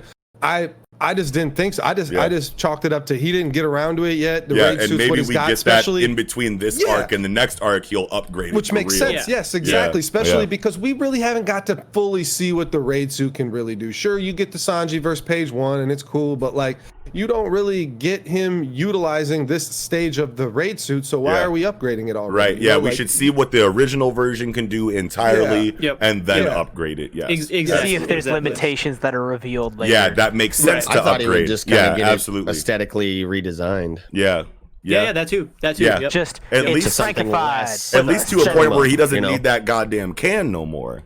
You know what I mean? Like maybe it's a situation where it's like a button on the lapel or some shit. Boom, press that, and it like and then, tack comes out on some fucking Iron Man shit. Maybe he does have the gloves, like you said, and he just fucking like crack or something. And it's like the entire raid suit is in the gloves. The entire raid suit. That's another thing my homeboy Zach was saying is that the raid suit is the gloves that he was wearing that he's never worn before in the series. I'm trying to think. I know there was an anime or a cartoon that had that aesthetic. Somebody would activate something like a suit they had with like. I want to. Maybe it was like Dexter's Laboratory. There was an episode of Dexter's Laboratory where he had a robot or something like that. Yeah, but like that's Iron Man. It's Iron Man. Like Iron Man has incorporated his armors in ways that are so easily like hidden and conventional. On his chest thing, and it's like like you see it in ridiculous ass ways throughout like his publication history, where he's spawning the suit from like an earbud that he has like to talk to other people, and he's like, boop, brrr, and then the like whole suit comes out of a fucking like earpiece. Yeah, like he'll do some crazy shit. Butthole and encompasses his body, you know. His beard just turns into a suit. So get back to Sanji or whatever. Yes. I'm not usually so hyped about Sanji, but like I think it's a really interesting panel. Page 9, he has saved Momonosuke. He's engaged with King. He throws Momonosuke to Shinobu, and he goes, "Hey Mo." Like gives him a thumbs up, like way to drop your name like a man. Yeah, because he relates to that. But that's really interesting, right? Because he avoided the Vinsmoke name for so long in this series. He completely distanced himself from it. Yeah. And it's like cool to have that connection where I also am like kind of a prince in a way, you know what I mean? Like Mr. Prince. I'm kind of a big deal. My family's a big deal. Yeah. Good on you. I'm the son of a king. Right, like good on you for like owning it. Repping, it could be two things, right? So like it's either you did something that like is so starkly different from the way that I went about my heritage. Like you are completely owning your princehood, and I am kind of like denouncing it, and I kind of like want to stay away from it. But you said, "Fuck that! I'm Momonosuke Kozuki." That was badass, and he relates to it in the way that like you're owning your princehood. But like also it could be like he's also owning who he is as Sanji, because he's wearing a suit now. Exactly. Like like he relates to it on like a couple of different levels, and I feel like that's why we get that scene in the first place. It's like I'm feeling you, Momo. Like me and you on the same wave a little bit. You know what I'm saying? Yeah. I totally agree with that. Wasn't something that I'm not looking forward to after this chapter. I haven't even checked Twitter, but I already know that like the ZKKC agenda is gonna get even stronger after this point, because now that it's kind of like implied that Sanji's gonna be fighting King possibly. Yeah. People already think Zoro's going against either Big Mom or Kaido. And like, after this, bro. Well, why not, bro? Obviously, he is. He's gonna fight, dog. Yeah. Hey, the first commander's fighting Sanji. It has to be the Yonko. I'm like, oh fuck, man. Yeah, hey, Zoro might really be fighting one of the Yonko. And if it is like that, or something. I mean, I'd like to see. These are things. These are things. Another. Oh no, keep going. I'm sorry. No, just fight with Zoro and Sanji. Yeah, no, on some groggy ring shit. I'd like to see them work together. Yeah, for Zoro the second Sanji time in the entire series, by the way. Only the second time. Yeah, I would love they never Zoro. Work together. I would love Zoro and Sanji versus King, but also at the same time, it's like if it is going to follow a hierarchical pattern, then because Oda's been drawing parallels between the Roger crew and the Straw Hat crew for years upon years, bro. You know what I mean? And like I know that because of how much it hasn't made sense throughout the arc that Zoro would be able to 1v1 a Yonko. It's like now we're getting a little bit of justification here and there, like like Luffy's gone through training in Udon, he's mastering Ryuo. Like Zoro has already kind of got Ryuo just by getting Enma. They're all they're on a similar level, like whatever you want to fucking say. But like, think about if this was Roger and Rayleigh in this situation. You know what I'm saying? Like, and there were two Yonkos on the fucking board. Roger goes here, Rayleigh goes here, and it's not weird. You know what I mean? Yeah. So. Like, if it is Luffy versus Big Mom, Zoro versus Kaido, like, would that be fucking weird if it was Roger versus Big Mom, Rayleigh versus Kaido? Not that much. But, like, not obviously... like Roger, as we know. Yeah. Like, I'm just saying, replace their roles. You gotta acknowledge the difference in context. Yeah, I know, but I'm just saying, like, replace their roles, like, entirely. Like, put them at the same age. You can probably assume that Rayleigh and Roger are the same age apart as Luffy and... I don't know if it's actually confirmed or what their ages are or whatever. But like, close, sure. Yeah, you know what I mean? Like, it's not as weird to think about Roger versus Big Mom and Rayleigh versus Kaido as it is to think about Luffy versus Big Mom and Zoro versus Kaido. And there's a reason for that. There's a reason for that. But at the same time, it's like, if it does end up that way, I'm personally not going to be surprised or hurt by it. But ultimately, I don't want the gap between Zoro and Sanji to be that big. Personally. You know what I mean? Now, like, and at the same time, it could be a situation where Sanji just initially clashes with King, has this altercation, and maybe Sanji is not King level right now. And Sanji takes significant, maybe he's probably not going to take significant damage because of how much defense the raid suit gives him. But like, I'm fairly confident that this is not going to be a tried and true 1v1 Sanji versus King kind of situation. And it could be, I would be hype for Sanji's character if that is the strength that's displayed for him. I would be right there with everyone hype about that. I'd be like, fuck yeah. But like, it could very easily be this initial class, separation of those characters, new character confronting King 1v1 for a true fight, Sanji going to confront a different character 1v1 for a true fight. You know what I mean? It doesn't, like Oda has been straying away from those shonen tropes of you get a boss fight, you get a boss fight, you get a boss fight, you get a boss fight. You know what I'm saying? Like, we haven't had a 1v1, every Straw Hat member gets a 1v1 situation since Ennis Lobby. So like, just because there's Alabasta, and then even fucking Skypiea, even fucking Skypiea, sort of. Yeah, like sort of, but like you could tell that like that Oda's not trying to really do that every arc. So just because there's a clash here initially, it does not mean that Sanji's gonna get a full power fight with King. So I don't think it's just one of the most Go ahead, Mello. I don't think it suits the whole like setup, right? Like this is very much set up to be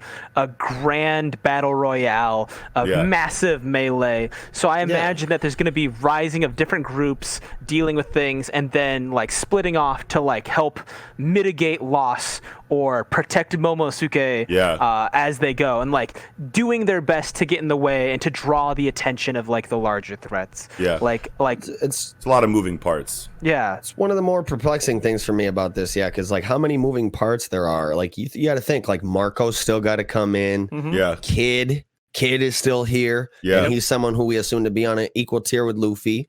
You know, so if Luffy's fighting fucking. The story's portrayed that. I'm not going to argue about it. I'm fucking with you, bro. It's just trolling, yeah. Twitter, get him. You know, it's like, who the fuck is Kid? What is Kid going to be doing? You know, so it's like, you could maybe Marco comes in, helps Sanji with fucking, or maybe just takes the king fight from Sanji. Maybe like Kid and Law do some shit with Big Mom while fucking Luffy, Zoro, and Sanji all take on Kaido. Maybe Sanji's off doing some other shit while Zoro and Luffy are doing the Kaido thing. Yeah. It's just like so opponents can confusing. switch very easily throughout the course of this conflict. Power scalers are going to hate that, but opponents can switch very easily throughout this. It's a war. It's going to be something like Marineford. Because if you think... Yeah, we can't do this right now. People were just bouncing around doing different shit. Admiral's moving around. You know, Marco was jumping around, kind of like Mello was saying, just mitigating damage and losses across the battlefield because Marco's, you know. I really want to see Kid. Like he pops up like halfway through the bigger battle. A lot of mooks are like crushed, and I just want him to use his magnetism and just like make like a massive array of swords. Like just magnetize all those katanas and just create like a giant like dragon wave arm of blades. Yeah, that'd be sick. All these fucking mooks. Yeah, but we battlefield like a bunch of fucking malakas. What are you doing? We really can't do this. Like in all fairness, because like there's so like we're obviously we've said moving parts a couple of times, but I don't even know if like people like really realize like how much infighting there is between the groups too. Like like who has beef with Queen? Who's gonna come and try to kill Queen? Like like there's so much going on here. Fucking Big Mom is definitely not going to be fucking subservient to Kaido. Right. And Big Mom is already in the subservient place. So we've talked about this last week, how she's on fucking Kaido's fucking territory. She's basically relinquished all her cards to join his pirate crew almost, seemingly. Exactly. I still think I still think though that she is going give a fuck what's happening. Right, but I still think that there has to be some kind of I still think and that's what we're saying. You know what I'm saying? But Eagle, I'm saying I know the Eagle. I'm reinforcing that. It's like we know that Big Mom is not on some like, oh, Kaido, what do you need me to do type shit. You know what I mean? We know that. I'll serve you for now. But one thing that I do want to say that I'm very confident about until it's confirmed that it's not going to happen is that I am very confident that we are going to get one tried and true showing of their alliance besides the fact that they're just both fighting at the same time. And that one showing of their alliance is going to be Prometheus blocking that moon and canceling the Sulong transformation with Prometheus. That's the best idea there is to cancel Sulong. Yeah, it's just hands down not close. Yeah, like that is the one. Like if there is going to be a showing of their alliance, it is going to be in the form of like Big Mom. These motherfuckers are Sulong. We don't need all this right now. You have a literal sun on your team. Put that shit in front of this moon and let's get back to business. Eclipse there. Yeah, exactly. Like I need that to happen. If it doesn't happen, I'm sure Oda will do some other tight shit. But like as of right now, like I am so ready and confident that will be a thing. If that happens, I feel like that's your biggest call in the history of this. I really like it. I think it could happen easily, and then the group can work together and take out Big Mom, get back Zeus, get back Prometheus for Nami under her control. And like the thing is, Big Mom said that like it was this time and the feast and the cakes, you've ruined my problems. And like I think there's a bit of like a magic in the thing of threes where they've defied her 3 times, and then in Japanese culture 4 is the death number. So the 4th time they take her out. Wow. And like I want to see Brooks be one of the ones that like delivers the final blow because he is a skeleton, he is a swordsman, and maybe he works together with Zoro and they he kind can of like do soul damage. Yeah. He can do soul damage. And we see him again cutting Zeus in half again in this chapter. That is Brook's role in this, is dealing with Big Mom soul allies. So remind me when you say again, has Zeus been cut by Brook? Yes, by Brook. Exactly. When in Whole Cake Island, when they in Whole Cake Island, when Big Mom was in her starved form, and she Prometheus. He cut Prometheus. No, he cut not Zeus. Zeus. No, he cut Zeus too. No, actually, he just cut Zeus. It was only Zeus. Yeah, because she was riding on Zeus. No, with Prometheus had a Band-Aid after their encounter in the safe, after their encounter in the Poneglyph safe. Oh yeah, so he probably cut Prometheus. Had a Band-Aid. There was dialogue about it hurts, whatever. Oh, he must be able to damage the soul. But when they were getting chased on the ship, there was the panties comment. He said, "Oh, may I see your panties?" Big Mom said, "Huh?" And he did the two-step humming / whatever. Yeah. So he did that, and he sliced Zeus in half, which fucked her footing up, and she fell over because she didn't have Zeus to stand on. That was when she was chasing the Sunny, when it was Jinbei, Nami, Brook, Chopper versus Big Mom. So that answers my question, which is Zeus is still alive, right? Like Zeus is not sure. dead. That's good, because I like Zeus. I want Zeus to be around with Nami. So, but here's a couple of questions that I had pertaining to this. That can Brook do damage to Big Mom via attacking homies, right? Or at least Zeus, Tricorn, and Prometheus, right? Like, or Napoleon. Tricorn. They were saying it was, people were calling him that at first. But can Brook do damage to Big Mom via attacking them? Like that would be pretty good. But also, wouldn't we have seen that already? Since he's already 1v1'd Big Mom entirely. He's already dealt damage to Zeus multiple times. Do we? How I feel does like she have to? Well, I was gonna say, does she have to say, I'm writhing in pain right here? Like, can she just take the damage without it being really shown at that without time? It being obvious.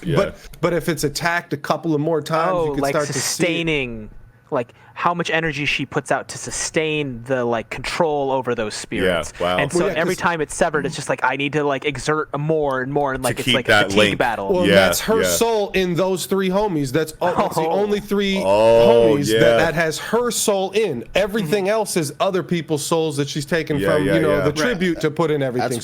But see, to me, I feel like how it works is that she has stored her power in those three objects, like a homunculus, or not a homunculus, whatever, like a phylactery. A phylactery, exactly.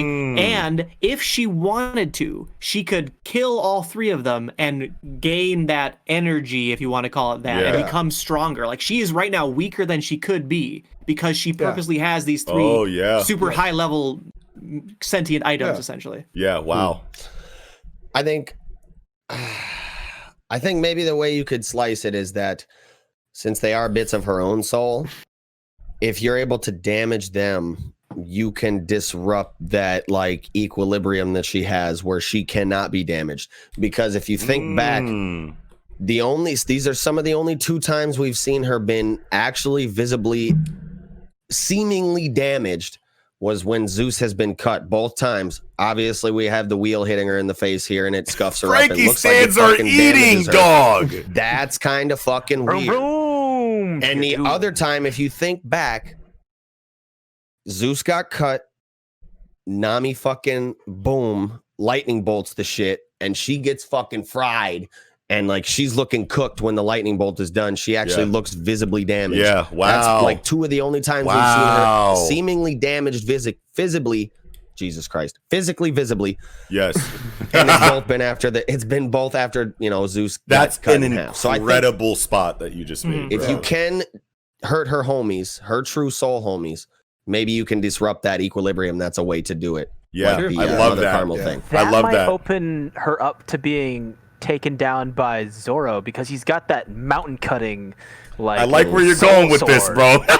Like he's got this hungering sword, and it's like we can't hurt her unless like she'll just absorb like the souls of like those items that she's like stored into her and restore herself. And so like they do like the hummingbird thing and does like that quick slash and just 1, 2, 3 knocks out all three of them, makes her truly vulnerable like a video game, and then boom, the island trimmer comes in and gives her the goo wop. All right, first of all, the goo wop. First of all, I just want to say that this scene with Frankie running her over with the motorcycle is amazing. No, I'm sorry, and you can go back to it's okay. Yeah. Go ahead. Yeah, we'll go back to it. Yeah. I'm not saying we got to end the conversation with this, but this is another difference in the fan translation and the official translation that I want to point out is that in the official translation, he says, "Oops, did I just run over something? Oh well." And they were like, "Big bro," and he's like, "Does someone have a runny nose?" Question mark. First of all, his dialogue in the scan is way tighter than this. He says something along the lines of, "Oops, did I run over something?" So it's still like the nonchalant, like, "What did I just run into?" Oh, it's a Yonko, whatever. But it wasn't like a flower. But he was like, they're like, "Big bro, you just hit Big Mom," and he's like, "Whatever. It's not like I ran over a flower or something like that." He says, "Oh, that's a way more badass like quote than like, does someone have a runny nose?" Like, what is that? Yeah. We know that is specifically, unless we don't know, but like I want to assume that those are two completely different, like the kanji or the hiragana or the katakana combination definitely probably does not say anything about a runny nose unless there's like a pun or a play on words. Hana and nose and flower. All right, my bad. Yeah. I'm tweaking. No, there's more. There's more to it than that too, because there's been a running gag that's not very well known. People don't really remember it, but since Frankie has joined the crew, he wants people to call him Aniki. That's how everybody has addressed him, and that's what this big bro is. Because Nami said, "Fuck no, I'll never call you that. I will never call you big bro. That's gross and weird. Man, I will never call you Aniki." And since Frankie busts in and saves her, and she's crying, "Oh my God, you saved the shit out of me!" Aniki, basically, like she first time ever has called him now Aniki. Wow, and that's the. What is this? Nickums, how do you even do that? Like, I can't. I don't know how you get it perfectly on the screen like every time. I'm not sure. But I forgot that Hana was nose and flower at the same time. I'm tweaking, so I'm glad that you pointed that out.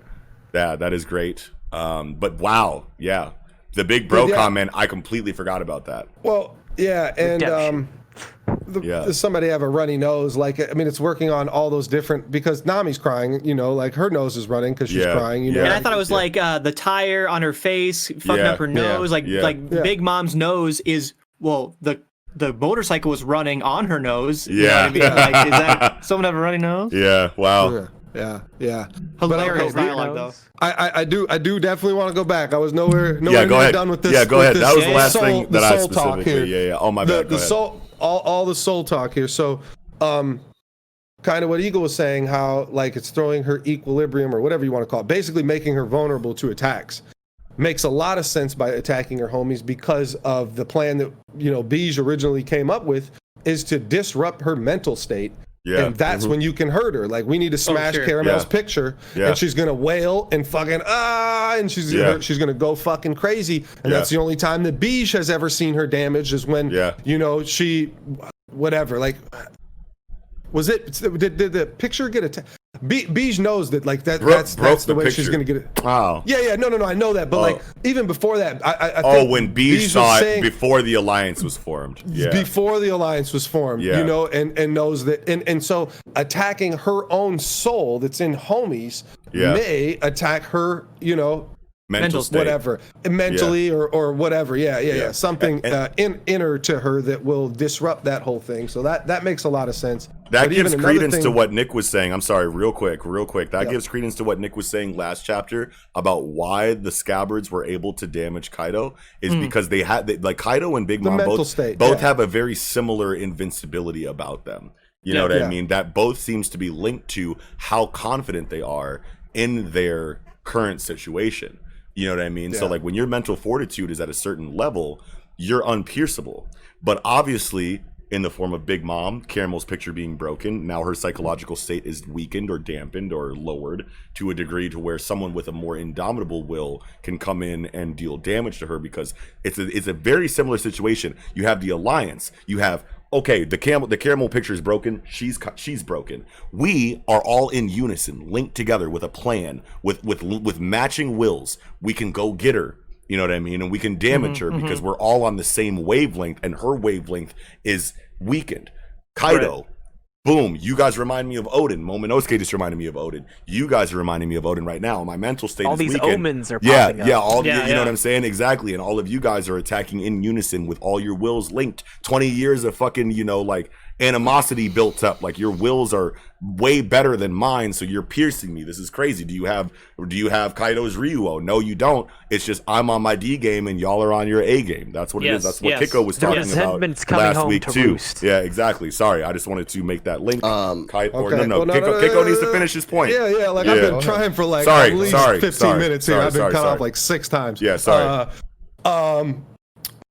What would make sense? How is Nami going to keep Zeus, right? Like, because I feel like that's what we're looking at, right? Like, it makes sense for Nami to be able to keep Zeus some way, right? Yeah. Like, it just does for her to keep her power up or to continue to develop. Because, even though she's, not, the fighting type in the show or in the series here, but they're all still going to progress. Like, all the characters are still going to progress, even if it's, in obviously different lengths or whatever.